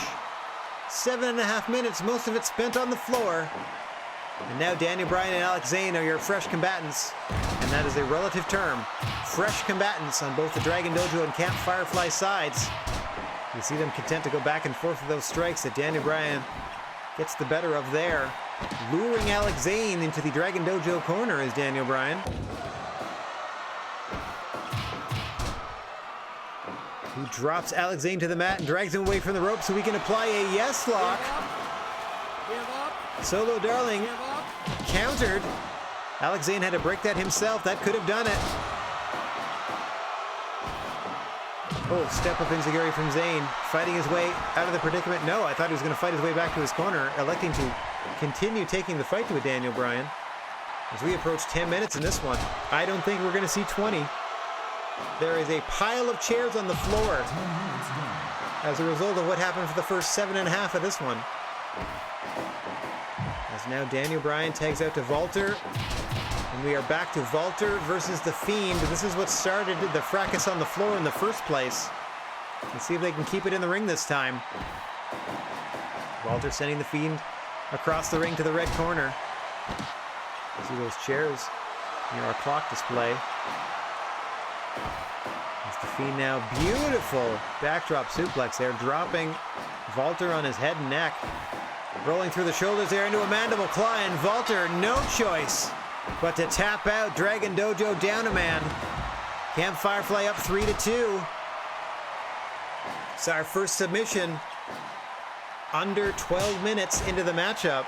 That's how violent it was in our opening moments of this contest. Plus all the damage accrued in the first round. Walter, no choice but to submit to that mandible claw. Huge, dangerous DDT to The Fiend from Hashimoto. Unfortunately for him, the speed of Darling and Zayn on display as they're able to scramble into the ring and break up that pin attempt. A lot was said about Bray Wyatt choosing Alex Zane and Solo Darling as his cohorts in this matchup. You would think he would at least want Wardlow on his side to have another sort of power-based wrestler instead of the two more finesse-based wrestlers at his side, but seems to be paying dividends so far as they are running the errands of Bray Wyatt quite effectively. And they are now up 3-2 on the Dragon Dojo. Huge 630 senton by Alex Zane to Daniel Bryan. He's going to go for a pin here, but he's in the wrong part of town. Hashimoto quick to break that up. And then looks on as Alex Zane does that spinning Pele version of the Enziguri to Daniel Bryan. But that's okay. Win some, lose some. As Alex Zane able to drag Daniel Bryan all the way to the Firefly corner. Harlem hangover. Flipping leg drop off the top. A thing of beauty from Alex Zane. I don't know what he was attempting there, but he gets countered by Daniel Bryan, who's immediately up to the top and drops a diving headbutt. Trying to take advantage. Luckily, you only have to thwart the efforts of a Solo Darling to stop a pin attempt, unless The Fiend is the legal combatant in the ring. And he is now against Daniel Bryan, who gets double powerbombed. Saved by Hashimoto. Taco driver by Alex Zane. The Fiend is rolled up. Oh! They couldn't break the pin attempt, but The Fiend able to power out under his own. Oh, now just trying to grind his elbow into the eye socket of The Fiend is Daniel Bryan. Wrong part of town to attempt these submissions. He knows that, but there's nothing you can do. You have to fight on, does Daniel Bryan. Momentarily distracting The Fiend away from the fact that Hashimoto is the legal fighter, who immediately gets hit near the mandible claw and must tap. Daniel Bryan all alone against Camp Firefly at the mercy of The Fiend. Fiend working the throat. Northern Lights. But again, you have to contend with the two people trying to break up the pin every time Daniel Bryan tries to put The Fiend down, unless he can get a submission attempt. Nice small package across the ring. Smart work from Daniel Bryan, but unfortunately, Solo Darling and Alex Zane have the speed to get across the ring in short order. As now Alex Zane tagged into this one. All it takes is a few applications of the S-Lock, and he can get back into this. The thing that works in his favor is that he has a submission as a finish. I'm not even kidding. Like, if he locks it on right here, all it takes is the referee getting over to the person, pretty much, to be like, yep, to signal an instant submission. Daniel Bryan fighting for all his worth. He saw a counter Solo Darling into a pin attempt there, and she's not even the legal fighter. Daniel Bryan running on fumes here. In a 3-on-1 situation, a 1-on-3 situation, let's say, against Camp Fireflies. He's now set up for a backdrop off the top. What's this? Double stomp to the face by Alex Zane, who follows it up with a 450 splash to the back. What an impressive moveset has Alex Zane. Rope handle slam. Tagging Solo Darling in. And she gets locked into the S-Lock. This is what I'm talking about. Solo Darling taps immediately. Alex Zane, forced to be the legal fighter, once again had just tagged out to Solo, who was instantly eliminated. Daniel Bryan's got a chance here if he can do the same to Alex Zane, because we know Bray Wyatt isn't going to attempt to save him. If he can keep Zane in the ring and attempt to pin or submission, Daniel Bryan's got a chance here. 1, 2. Just a 2 off that diving headbutt. Taco driver to Daniel Bryan. Oh no. 2, 3. You see Solo Darling outside the ring celebrating. Alex Zane with the taco driver. And Camp Firefly moving on to the finals. What a matchup. Uh-oh, did that break it? Did that break the streak?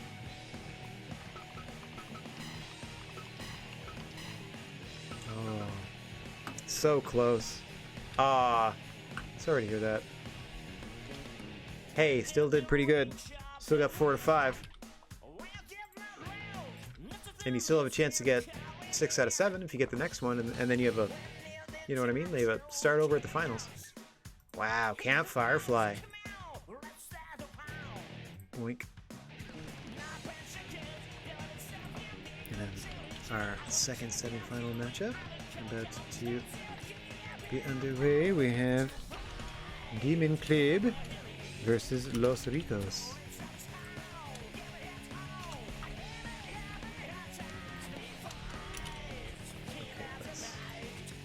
Bad boy up. Boink.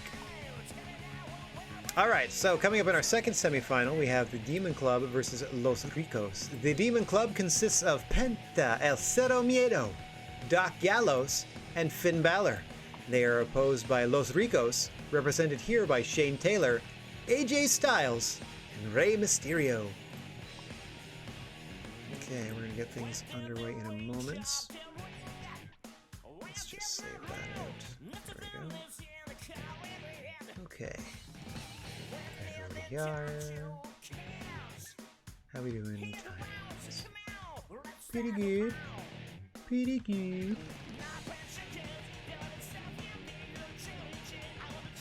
These are getting wild. I feel like, I guess, like, as they get worn down as the rounds go on, maybe the eliminations will get a little more even on each side. Still waiting for that, like, one-on-one, down to the wire type of fight. Okay, here we go.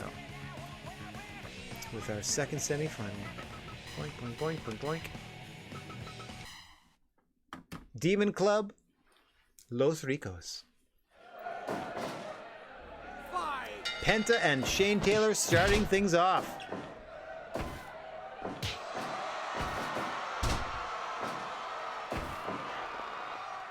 Okay, so Los Ricos in red, Demon Club in the blue corner.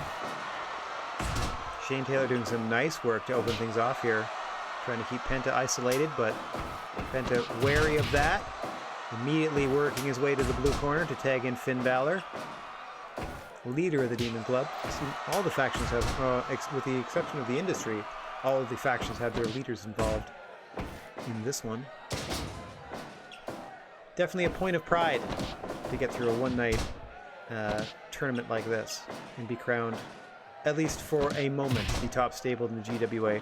Of course, next week is our final Generation 1 GWA show, which means all the belts are going to be on the line, so whomever is crowned champion here will immediately have to put the belts up, perhaps in a rematch of the finals, or perhaps against other opponents. We shall see. Shane Taylor quickly tagging out to Rey Mysterio in a big man, little man matchup, currently with Doc Gallows, who is the legal combatant for the Demon Club. We're now aware of that. Actually plays to Rey Mysterio's strengths to be in this situation, as we said often on these broadcasts. Perhaps the greatest counter wrestler, like legit, perhaps the greatest counter wrestler in the history of the industry, who has been booked to win more high-profile matches with moves that come out of countering somebody else's something or other than Rey Mysterio. Oof. Doesn't have a counter for that fall-away slam into the corner from Gallows. Trying to work over Rey Mysterio, but keep him near Team Blue. Nothing doing. As Rey Mysterio is able to scurry all the way across the ring, get AJ Styles tagged in. for Los Ricos in the red corner. Now the work begins on Doc Gallows, trying to wear the big man down. These two former teammates in another life. Not so much here.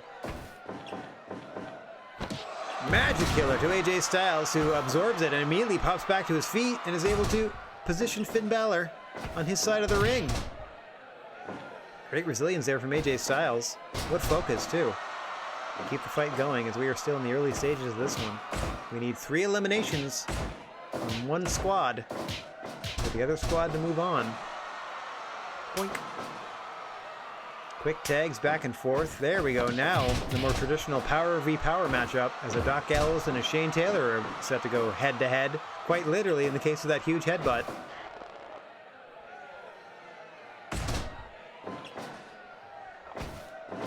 Doc sending Taylor off the ropes. Shane Taylor able to neutralize that Irish whip. Not the second one. Blocks the big boot though. Not that headbutt. Doc Gallows seemingly landing every other strike here. Oh, huge gut check time for Shane Taylor.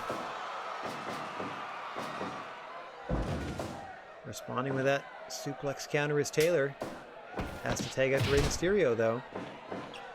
As we are approaching 10 minutes into this semi-final matchup, winner goes on to face Camp Firefly for the GWA 6-person tag team titles in another elimination tag team matchup.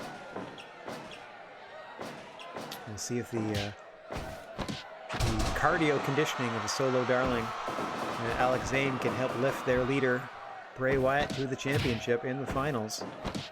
Whom they are opposite has yet to be determined. Some interesting matchups on both sides of this equation, as now Doc Gallows is able to tag Finn Balor into this thanks to some excellent teamwork by he and Penta, isolating Ray. As we just passed the 10-minute mark, Finn off the ropes, missing with that high knee.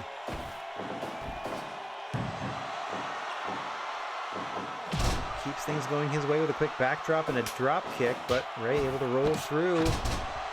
Tag out to AJ Styles. Has this happened at a major event, like in real life? Finn Balor versus AJ Styles? For serious. Have they done that in WWE? Oh, they did that when AJ had to come in as a short-term replacement because somebody was like sick or something, right? Like just out of nowhere. We'll give you AJ versus Finn Balor. I remember that. But not like for real, like with proper build, etc., etc. Yeah, TLC. Yeah, it was just like a replacement match essentially. And what a replacement match. Like I don't think they've done it like properly with a good build. Anyway. And they're running out of time in the case of AJ. Well, in case of both of them, they're in their hovering around their early 40s. Okay, good memory. I don't have as much memory as I used to for dates and events. Like when I was a kid, I could have told you which SummerSlam, which this, which that, which match, what the finish was, X, Y, Z. But there's so much of it, and so much of that information is now available elsewhere that like my brain just doesn't need to carry it anymore. It's awesome that you remember. I just have like vague things that I hope other people can help me sort of like grasp the like actual thread of truth to. So I totally believe you when you said it took place at TLC.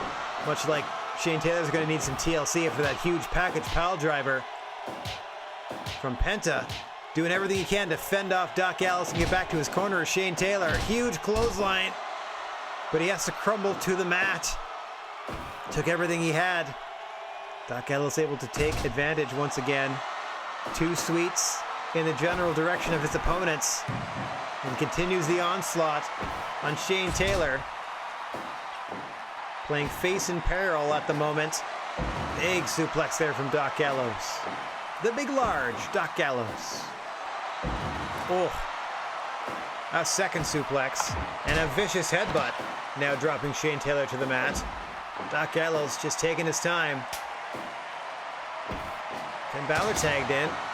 Shane Taylor mounting a little bit of offense here. Electing not to tag out. Oh, now he does. Picks up Finn Balor just to put him back down to make sure he has time to get Rey Mysterio involved in the matchup for Los Ricos. The leader of Los Ricos. Rey Mysterio now in there and getting sling-bladed by the leader of the Demon Club, Finn Balor. A lot on the line here. A trip to the finals, a chance at the belts. and a chance at that $600,000 split 3 ways.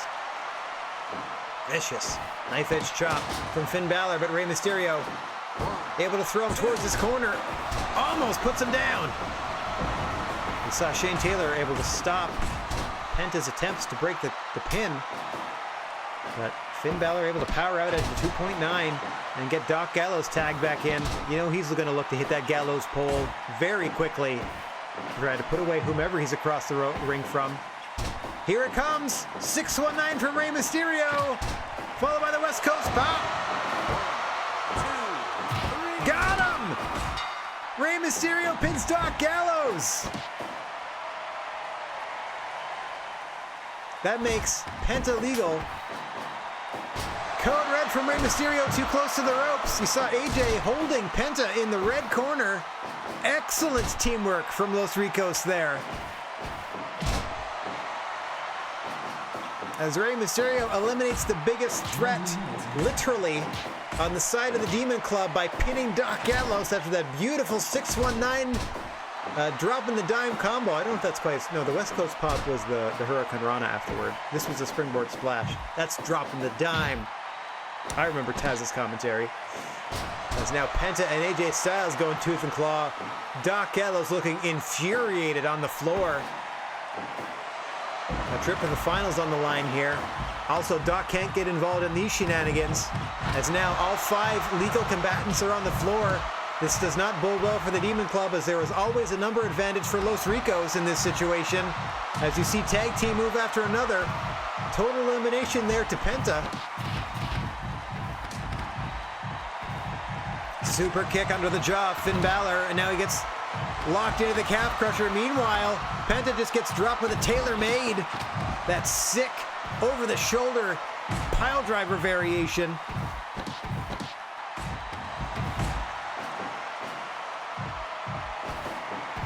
Boom! Under the jaw again goes AJ. He and Rey fighting for the opportunity to come flying off the ropes to attack Finn Balor. Bit of miscommunication there, but meanwhile, Shane Taylor having a solo conversation with Penta Acero Miedo that only stops when you get Doc Gallows involved. No. It only stops when Penta returns to the ring. Penta and AJ are legal, I think. Yep. This pinning attempt proves it. Penta knocked him out. And he eliminated AJ. We're down to 2-on-2. What a surprise pin there. What a move by Penta.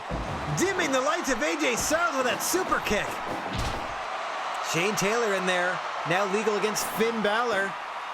What a move. 2-on-2. 25 minutes gone. Finn Balor looking to set him up for that coup de grace, trying to drop him near, again, gut check time 2 in a row, trying to drop him near these ropes. Shane Taylor having none of it though, keeps fighting his way back to his feet. Oh, a vicious spinning chop. Oh, Taylor fights him off, sends him off the ropes. Big boot to the face of Finn Balor, who scoops up Shane Taylor for a beautiful suplex. That he might be going up top once more. Shane Taylor dropping him with that big side slam. What does he have in mind? Oh no, tags out to Penta. Shane Taylor doesn't realize it. Oh, he does now. Taylor made to Penta. Can't make the cover though. Now he does. Unfortunately, wrong part of town. Oh, coup de grace misses. Coup de grace misses, thankfully, for Los Ricos.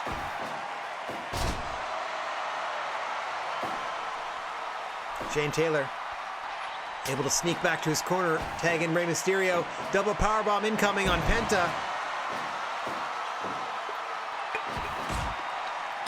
The Penta, might have been going for a tag and thought better of it. Plants Rey Mysterio with a package pile driver. Instead does Penta.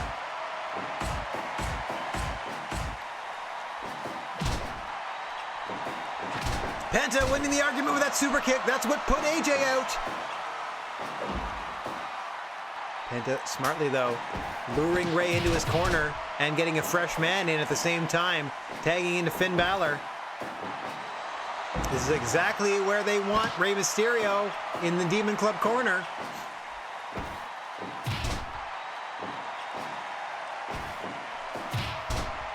Rey trying to fight his way free. Nice drop kick to the back there, but Finn Balor's up first. Nice counter by Ray, gets the tag into Shane Taylor.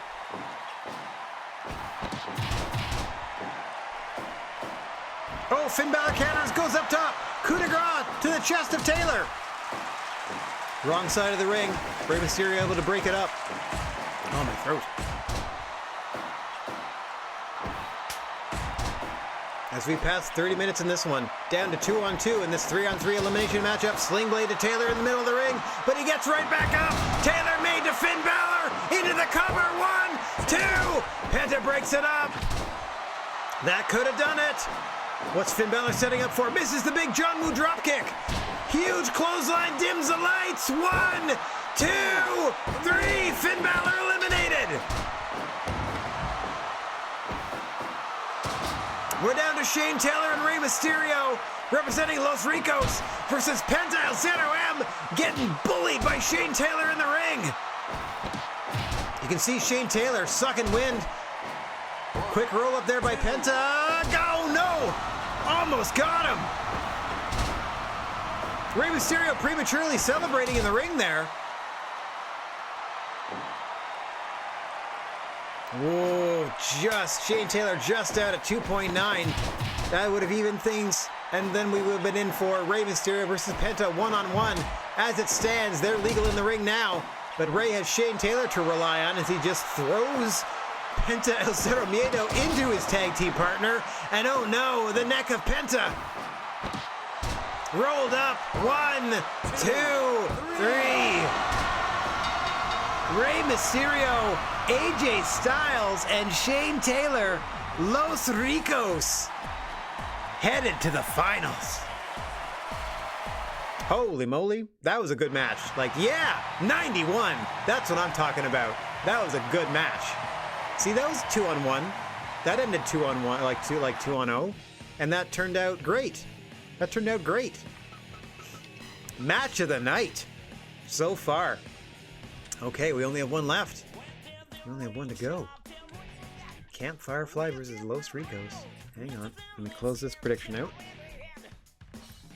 Wowzers. Boink. Boink. Alright, let's start this new one. Start prediction. Here we go. Camp Firefly versus Los Ricos. Winner gets the straps. Winner gets the split. $600,000. And then I gotta rest my voice. Start our prediction. A final reminder that your finalists representing Camp Firefly is the squad of Solo Darling, Alex Zane, and leader Bray Wyatt. Meanwhile, Los Ricos, as you just saw in that closely fought contest with the Demon Club, are going to be represented by Shane Taylor, the phenomenal AJ Styles, and Rey Mysterio, leader of Los Ricos. Okay. Let's get ourselves... Just wait a little more. I don't want to see if, like, you know, in case there's like a flash knockout to start a match. I don't want people to like bet once the match is underway, but I think once we get to like 5-10 seconds left, I can safely start to load the thing. All right, one more quick save. And here we go with our finals of our one night 8-team, 6-person single elimination tag team match title tournament. Lots of words to describe it. Hopefully exciting is amongst them. As we are here with the finals, starting us off are Solo Darling and Shane Taylor, representing Camp Firefly and Los Ricos respectively. Both teams fought hard to get here, and it's all come down to this. One final 3-on-3 elimination tag team match, the winner to be crowned the GWA 6-person tag team champions of the world, and to be granted a pool of $600,000 to split amongst them.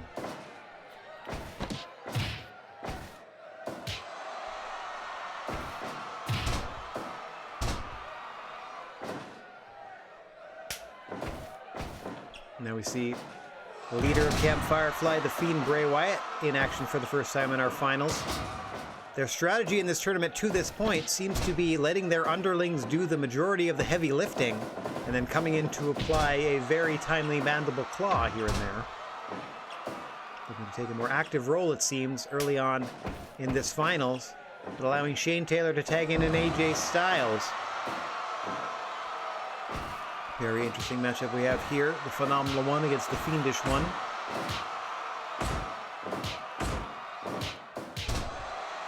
Oof, slugfest breaks out. And the Fiend quick to silence AJ Styles in that regard. Oh no! Big punch of the Fiend Bray Wyatt. You see busting the forehead of AJ Styles open early on in this one. We'll see how that plays as this match wears on. Unfortunately, wounds in the GWA do not close, so for the rest of the matchup, AJ Styles will be bleeding from the forehead every time they hit the canvas. Nice, 630 senton by Alex Zane, immediately into the cover. Beautiful ring positioning, but only a 1 count. Rey's Los Ricos partners, confident in his ability to kick out of that. Didn't need to scramble across the ring. We passed the 5-minute mark here. Alex Zane really sort of the star of the tournament to this point. Really putting the fate of the Camp Firefly squad largely on his back. Like Solo has done their part, but nothing outstanding. Alex Zane sort of doing the lion's share of the Camp Firefly work to this point. And then, as we said, Bray Wyatt picking the bones when appropriate. More of an overall team effort on the Los Ricos side of things. I can't say that one particular member has stood out above the others, but it is a definite gut check time for an AJ Styles as you see their blood staining the canvas every time they hit it. And as you see it also slowly fade away, the canvas absorbs the blood, and that only makes the fight stronger. Let's see if AJ Styles can endure. Oh, a slap to the bloody face of Styles from the Fiend Bray Wyatt. Having a bit of fun with the Phenomenal One. You see again, every time he hits the canvas, that wound just smearing blood all over the place. Huge slam there from Bray. AJ looking to fight from underneath here, trying to get back onto an even keel, but you see even executing a simple move like a suplex there seems to just drain the life out of them. Smartly tagging out to Rey Mysterio so they can catch their breath is AJ Styles. That grievous head wound. It's going to get worse before it gets better. Huge frog splash off the top by Rey! 2. Whoa, 2 count. Trying to surprise the Fiend there is Rey Mysterio. Crowd didn't even really realize what was happening. Almost put him away. Just before the 10-minute mark. Bray quick to tag out once again to Alex Zane, the MVP of his squad in this tourney. AJ Styles and Shane Taylor trying to neutralize Solo Darling. The other underling of a Bray Wyatt here, chiefly in charge of breaking up pin and submission attempts while Bray watches from the apron. You can neutralize those too. I feel like the Fiend isn't nearly as effective on their own. Oh, that was effective though. Double enziguri of sorts by Darling and Zane to Rey Mysterio, and then drops him with that Stampede clothesline. Misses the body press. Does Solo Darling, allowing Rey Mysterio to tag in the power man on their squad. Shane Taylor, and yes, it's very strange to refer to Solo Darling as the power member of their squad. The Camp Firefly contingent, but they're pretty much like a power lifter. They do power things. They might only be 5 feet tall, but they're built like a brick shit house. I don't know if you've ever seen Solo Darling. I feel like she would slap like my entire face off my body if I ever made her mad at me. When she went to smack me, my entire face would leave my body. Anyway. Tough lady. Going toe-to-toe. You'd have to be tough to go toe-to-toe with Shane Taylor here. Trading chops and punches. Shane Taylor dropping Solo Darling with those punches to end that argument momentarily. But the pair continue to fight. There's that roll of the dice neckbreaker that brought Camp Firefly to these finals. So AJ Styles in even coming in to help his partner like that leaves a little bit of blood behind, the poor guy. And now, for whatever reason, Shane Taylor electing to tag in AJ rather than the non-bloody Rey Mysterio. Up against the Fiend here once more. The man that busted him open to start this contest. Working away at the wound is the Fiend Bray Wyatt. Like a big bloody bullseye on the face of AJ Styles. Punch after punch.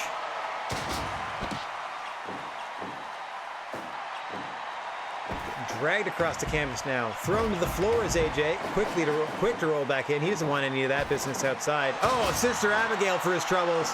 Bray Wyatt rolls him over. Got his Fiend's running D. Oh. AJ kicks out at 2. Ray had the opportunity to help but didn't. It was interesting. But AJ's still able to kick. Perhaps AJ able to say something to Ray in the process of his kicking out to halt his movement. Now Rey Mysterio in there legally against Bray Wyatt. Perhaps he was saving Ray for this tag opportunity.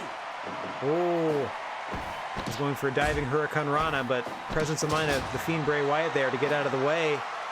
Doesn't get out of the way of this frog splash though, but it is too close to the ropes. As you see Alex Zane quickly in there to help his leader in Camp Firefly. Ray now setting him up on Brett's rope. Oh, gets bullied to the floor. Oh, a huge senton off the top from the Fiend. How often do we see that? Pulling on all the stops here in this finals. Ray slammed to the floor. Oh, this does not bode well, as he immediately has to deal with the X Factor. One-on-one solo versus Rey Mysterio. Ray looking on as Shane Taylor and AJ Styles trying to get a handle on Alex Zane, but fighting fast and furious as Zane. Fending both men off now. You know, Ray had to fight his way back into the ring and stop the onslaught of a solo darling.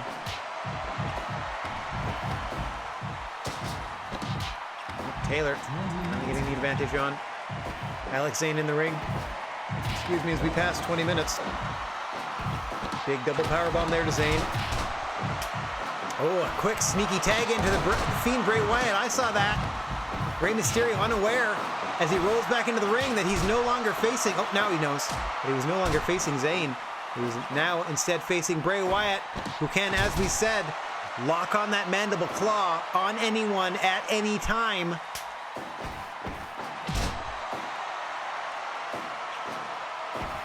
Bray wisely gets to the corner. Tags in big Shane Taylor. Known both for their power and their amazing resilience. First burst onto the scene in the GWA with a huge singles title victory against Brock Lesnar, did Shane Taylor. A match in which he endured 3 F5s and still came out the victor. Undertaker cannot say that at WrestleMania.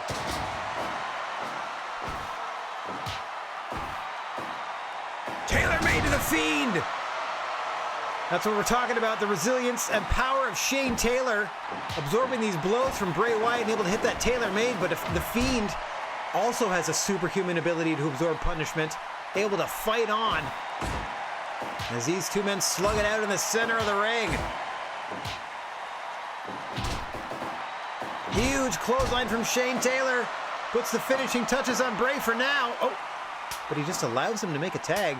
Same with Shane Taylor making a tag to Rey Mysterio. Mysterio and Zayn now legal.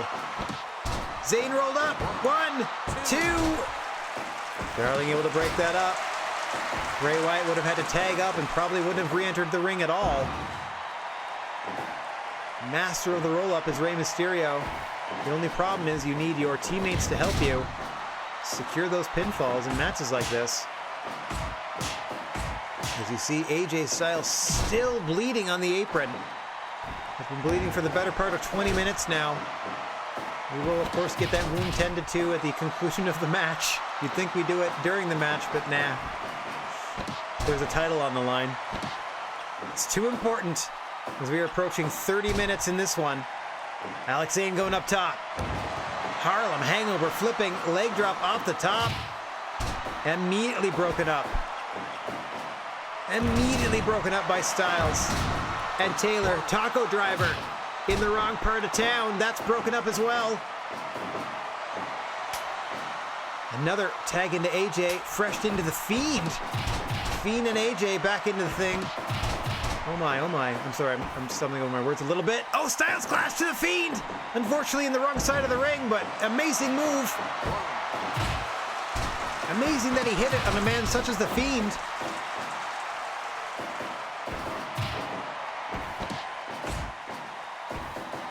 Oh, Sister Abigail to AJ. Unable to capitalize right away. In fact, AJ fights his way to his feet first, but you see the damage done there as AJ is dazed. You see the pool of blood on the canvas. Oh, spiked again with that DDT, but AJ rolls right through it. Gets Shane Taylor tagged in.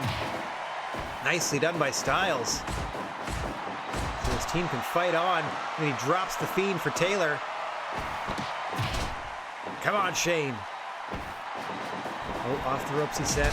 Huge shoulder tackle by the Fiend, who again can lock on that mandible claw at any moment. And after 30 minutes, oh, Sister Abigail, center of the ring, but again, he can't follow up to make a cover. Has to scurry to the corner and tag in Solo Darling to spray. As we pass 30 minutes gone in this final matchup for the GWA 6-person tag team straps. Taylor made to Solo Darling, but Shane Taylor can't make the cover. Suplexed out of the ring by Darling now. This is going to be a 3-on-2 for Los Ricos, though, as Bray Wyatt recuperating on the apron, at least for now.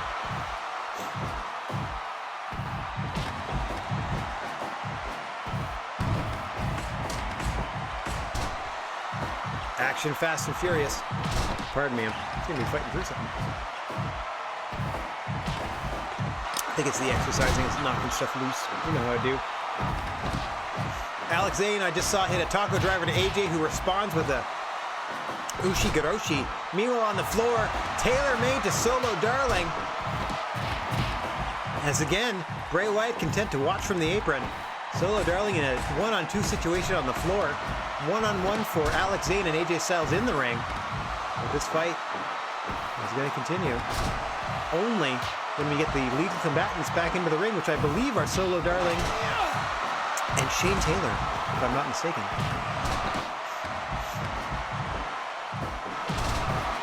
Oh.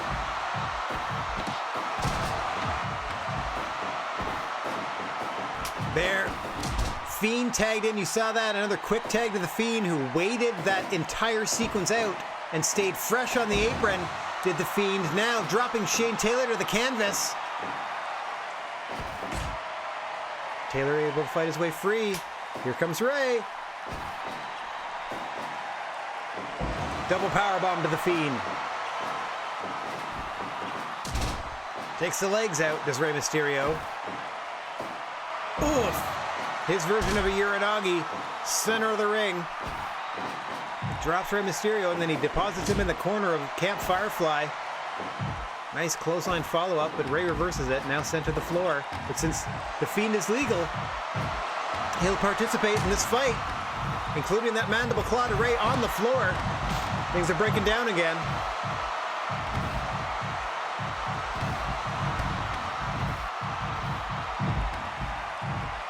It's got a tickle I cannot shake. It's crazy. Oh, a big suplex slam there to AJ Styles from Bray Wyatt.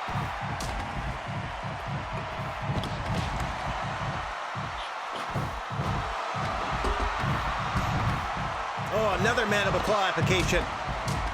Won't help you on the floor. Another one, this time to Ray. I think Bray Wyatt's trying to critical these guys.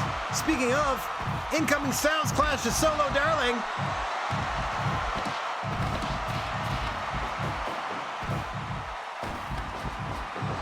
Zayn sitting Ray off the ropes. To what end, I do not know. I have lost entire... I don't know who's legal. I'll find out when you do. I mean, I'm sure somebody out there is paying attention. My word. So much going on here. It's got to be AJ and Bray. Or at least Bray. Oh, diving cutter off the top by Solo Darling. What a thing of beauty that was.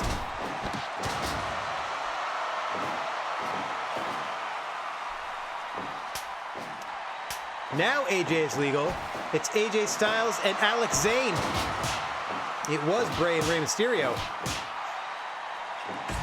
I wonder if they ever teamed up as Rey Mysterio. Or Ray Wyatt.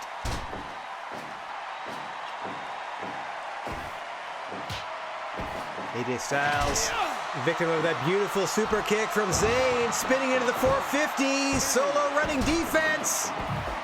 Styles at a 2. Diving press by Styles. Wrong part of town, though. Solo able to tag up. Tries to clash while Solo's down. He could do it if he doesn't have time. 1, 2. Oh, didn't even get a 2. Solo able to tag up in time. Wheelbarrow Bulldog to Alex Zane. As we are 40 minutes plus into this main event.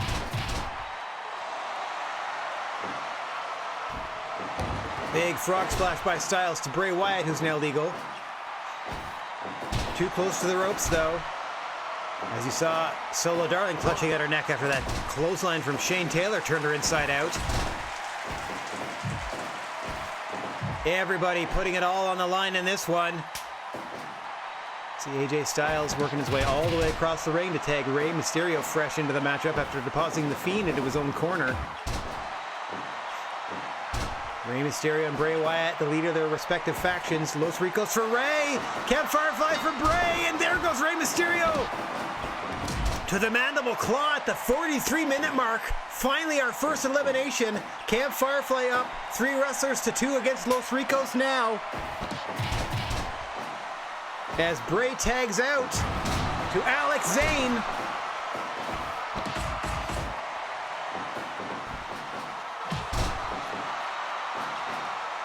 Zane continuing the fight.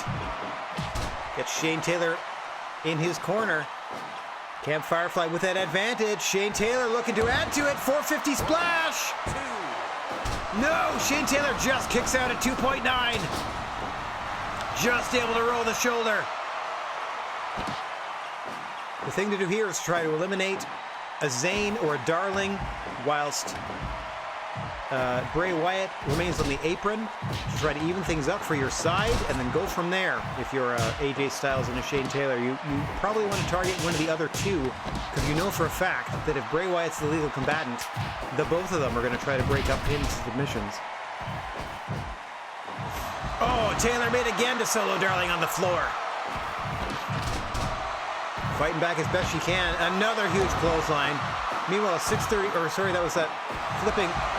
Oh my God, leg drop. Another Taylor made. Shane Taylor balls to the wall against Solo Darling on the floor, just hitting finisher after finisher. Oh, and another clubbing blow to the back of the head. What is going to be left of the winning team by the time this thing's all said and done? As we are approaching 50 minutes in this one.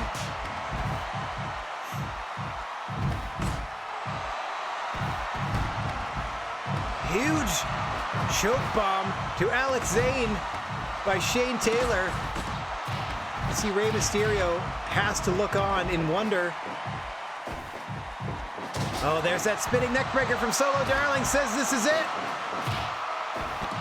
Shane Taylor able to fend off both Zane and Darling once more.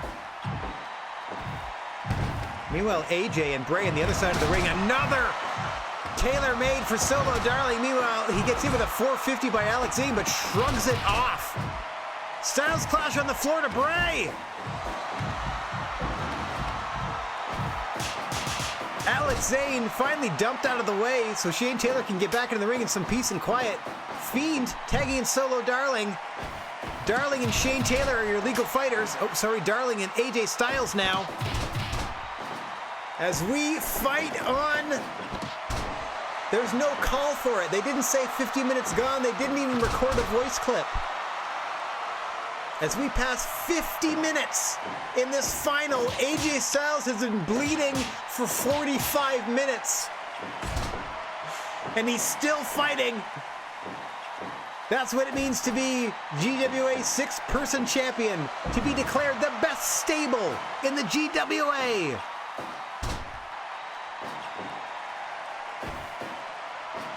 Back and forth they go. Poor ring positioning by Styles here, I gotta say. He wants to get to the other side of the ring and get there in a hurry. Solo may be luring him in. the Camp Firefly side of things. Ushiganoshi, no, gut check time for Solo Darling. Quick takeout to Shane Taylor. Oh, discus lariat drops her. She's suffered a number of tailor-made pile drivers at the hand of Shane Taylor, who quickly tags into the Fiend of Solo Darling, into the Mandible Claw, and that's it!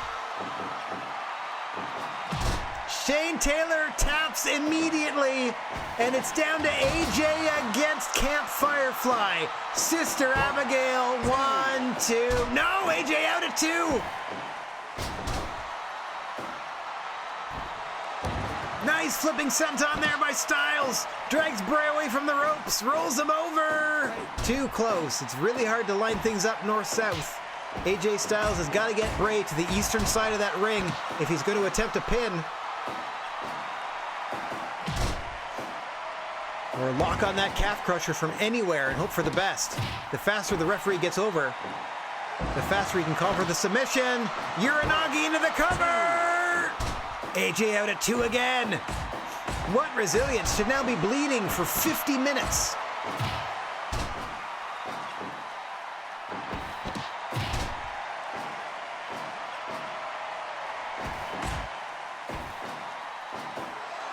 Oh, another big suplex slam. This is all Bray here.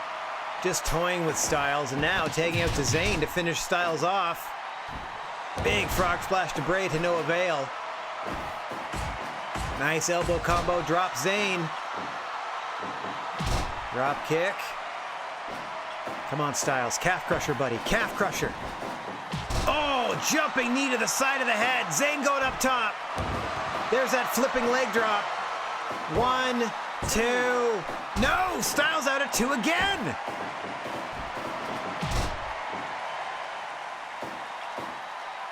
Another big drop kick off the ropes. Zayn trying one now. Nope, went for a clothesline. Now a drop kick, this time to the face. You see the blood continuing to pool on the mat every time AJ Styles is dropped to the canvas, as now Zayn tags Solo Darling fresh into the match. Oh, double enziguri to Styles. Drop kick to the chest of Solo. Chin crusher. Takes a moment to appeal to the crowd. That could cost her, as now they go back and forth. Discus chop by Styles. Drops her up to the top. Frog splash. 1, 2. No! Alex Zane with the save. What heart, what fight out of AJ Styles, but Solo Darling there able to roll the dice. Oh no! Come on, AJ. Going for the phenomenal forearm. To the back of the head of Solo Darling. Into the cover. 1, 2. Alex Zane is there to break it up. We're a minute deep, and here comes the Fiend. Bray Wyatt has seen enough. He asked to be tagged in, and it's only a matter of time. Off the ropes comes Bray. Huge headbutt to AJ Styles. Right into that cut, which has been bleeding now for 55 minutes, as we are over an hour deep into this one. Off the top comes AJ. Missile drop kick to the back of the Fiend's head. But AJ down as well. Another elbow combo. Calf crusher AJ. Calf crusher AJ. Off the ropes he's sent. Oh, another vicious headbutt. Bray Wyatt taking his time. Maybe spending too much. You don't want to toy with AJ too much. That indomitable spirit of AJ Styles. There he is getting that suplex. Taking time to catch his breath. Oh no, mandible claw. Mandible claw, and it's over. 62 and a half minutes AJ Styles fought. But in the end, Bray Wyatt, Solo Darling, Alex Zane, Camp Firefly. I take issue with this only being 89%. I take issue because that last stretch where AJ was by himself, bleeding the whole time, come on. That's got to be in the 90s. Anyway, yeah, that would have been 100. That should have been perfect. Like, what a final. That was after both of those teams were in 2 previous matches of like elimination style matches, like 2 grueling matches before that, and then put on an hour in the final. Anywho, there it is. The new 6-person tag team champions, Solo Darling, Alex Zane, and the Campfire Fly leader himself, The Fiend Bray Wyatt, made amazing work of his teammates there to help him get the win. It was like the Survivor Series match when Dolph was the sole survivor, but if Dolph lost, yeah, like just did everything he could. All right, we still got average 82, so that still makes it like a thumbs up show, I think. So we're gonna see how we did. Boom, that's it. We just crowned new 6-person champions. That was that whole experience. It took 2.5 hours almost. Oh, in front of almost 73,000 people. In a football stadium. Had a great time with that. Okay, Jay White is the new IWGP champion. Matt Jackson is new AEW Junior champion. Roderick Strong and whomever Escobar? Tetsuya? Oh no. Wait, okay, it's somebody else. I'm trying to see if these flash by and like people that I have. Okay, Kento Miyahara is the new All Japan champ. That's dope. New Triple Crown champ. Ken Shamrock is a new Impact champion. Dope. Uh-oh. Zeus won the NWA title. Uh-oh. Uh-oh. Sami Callihan won the MLW Junior belt. Uh-oh. Guys, stop giving me your belts. Because we only used a certain number of people, right? Like we only used, not even 24. We only used 18 people. Yeah. For off our roster, I sent a bunch of people elsewhere, and of course they win belts and they're bringing them back. Of course they're going to win belts and bring them back to our promotion. We only have one more show to go, guys. Next week, it is all on the line. Oh, they found Cutler in America. That's nice. They found Samir in Latin America. They found Storm in America. I wonder which Storm that is. Oh, Paige. Oh, Ethan. Ethan wants a raise. Okay. I don't have my customary notes handy. Here we go. Ethan. Okay, anybody else? Brock Lesnar wants a raise. Of course you do. I'm happy to grant it because we only have one more show. Oh, that's it. And then Will Ospreay was on a Japanese talk show somehow. Natalya and Finn have been feuding for a while, but hostilities finally exploded between them and the industry is in an uproar.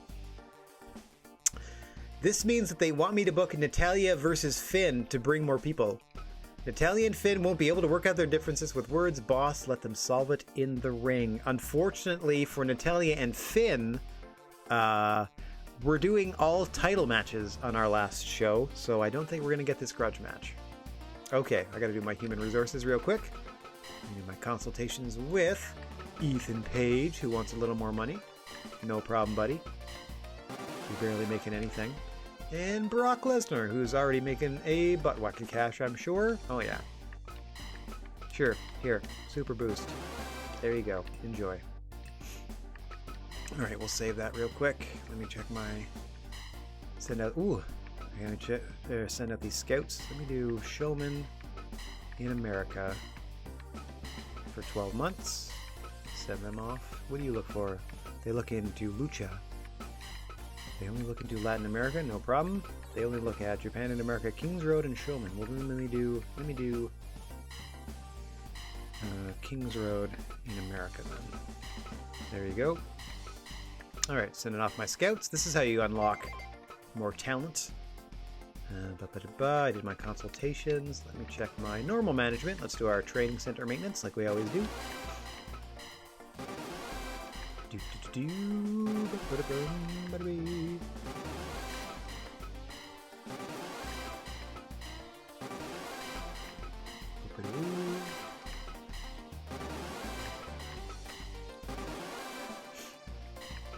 Okay, there we go. Let's see. Oh wow. Okay, so that's pretty good actually. We'll sell those with the last one. Those will move. Okay. Our contracts are good. Our broadcast contracts are swell. Our training center has been maintained. We gave people raises that needed raises. We have way too many belts now, which is kind of funny. Actually, let me check that. View title belts. So, we have... oh, crap. Bray is also a tag team champion. Huh. Oh, yeah, with him and Darby Allin. Wow. Okay, so I can't put all of the belts on the line because by the very virtue of the fact that Bray Wyatt is part of both teams. Oh, dear. Oh, dear, oh, dear. I'll think of something. So Jack Howard is our heavyweight champion still. Kushida is our junior champ. Bray and Darby Allin are our tag champs. Solo, Alex Zane, and Bray are our 6-person champs. Meanwhile, over in the WWE, let's take a look at that landscape as we exit our world. Kevin Owens is the heavyweight champion. I don't know who Randy Orton is teamed with to be the tag team champion. Humberto Carrillo is their junior champ. And they have a 6-person titles as well, currently held by Orton. I see that Jay White is the new heavyweight champ. Kenta is their junior champ. I'm just looking at the individual ones because I know I picked up some here. Cody Rhodes is... So Adam Page is your heavyweight champ. Cody Rhodes has a team for the tag team straps. Sammy Guevara is in part of a team for the junior heavyweights. And Matt Jackson is your AEW junior champion. Chris Statlander, part of a 6-person team to win that.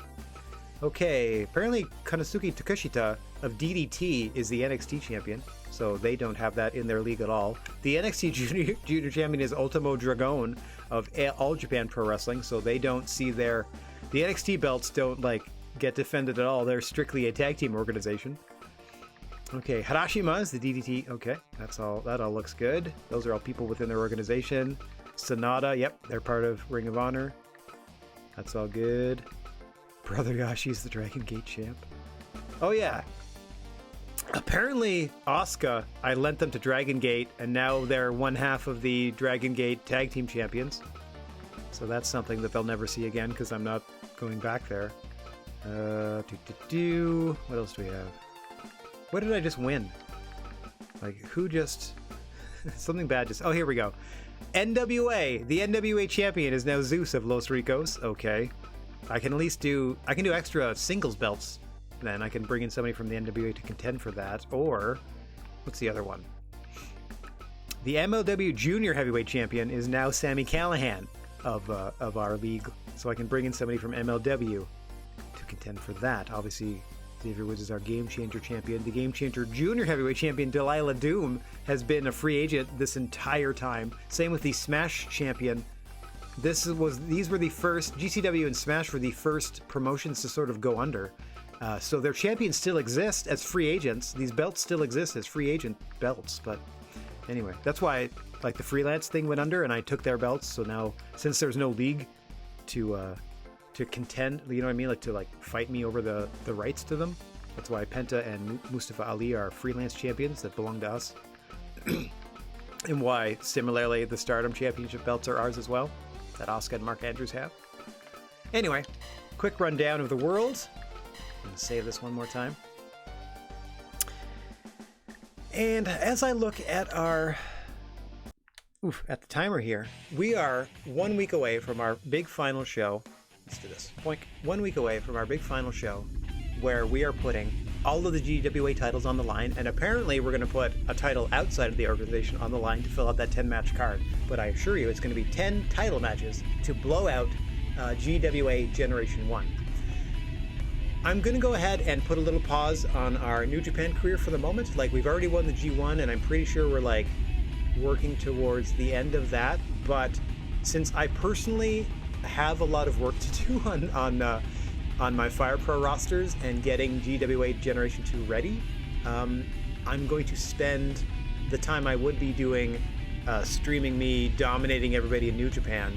I'm going to instead actually invest that off stream prepping stuff to make the Generation 2 of GWA smoothly launched, if that's okay. So I'd like to thank everybody for watching. So that's going to do us for today. No matter where when you happen to be, I'm wishing everybody out there chill vibes, and for the moment, non-contact high fives, though more and more of those vaccines are going out. I personally have gotten one shot, and I'm waiting to hear on the second, though I imagine I'll hear from whomever will be will be relegated to talk to me about that. I'm sure I'll talk to them in August, but whatever. If you find yourself in possession of a plethora of positive energy, please share it if you can spare it, and don't forget about your old pal, the silent G, Rad Gnarly, saying so long for now, no matter how many syllables in the middle of words I mumble over and don't actually speak. I do mean my sentiments when I thank you all for watching. We'll be back Friday afternoon at 2 p.m. Eastern to peel back more layers of an undersea travesty in BioShock 2. That's right. Last Friday, we were at our penultimate journey with, we had our final journey with BioShock, but I unfortunately wasn't able to actually broadcast the Friday afternoon, so we had a special Saturday session, the VOD of which you can check out on our Twitch page, and as always, you can check out on the YouTube channel. So we managed to beat BioShock last Saturday, so tomorrow, Friday afternoon, 2 p.m. Eastern, we're starting BioShock 2, a game I have never played before, haven't really even seen played, so that'll be a super fresh look. And then, of course, after BioShock 2, we take a little break, and then come back at 8 p.m. tomorrow night for the Friday Fun Bag. Until then, TTFN, let's find somebody to spread a little love to on the way out. There we go, let's go say howdy to Dork. All right, thanks everybody for watching, and hopefully I see you tomorrow afternoon. Ta-ta for now.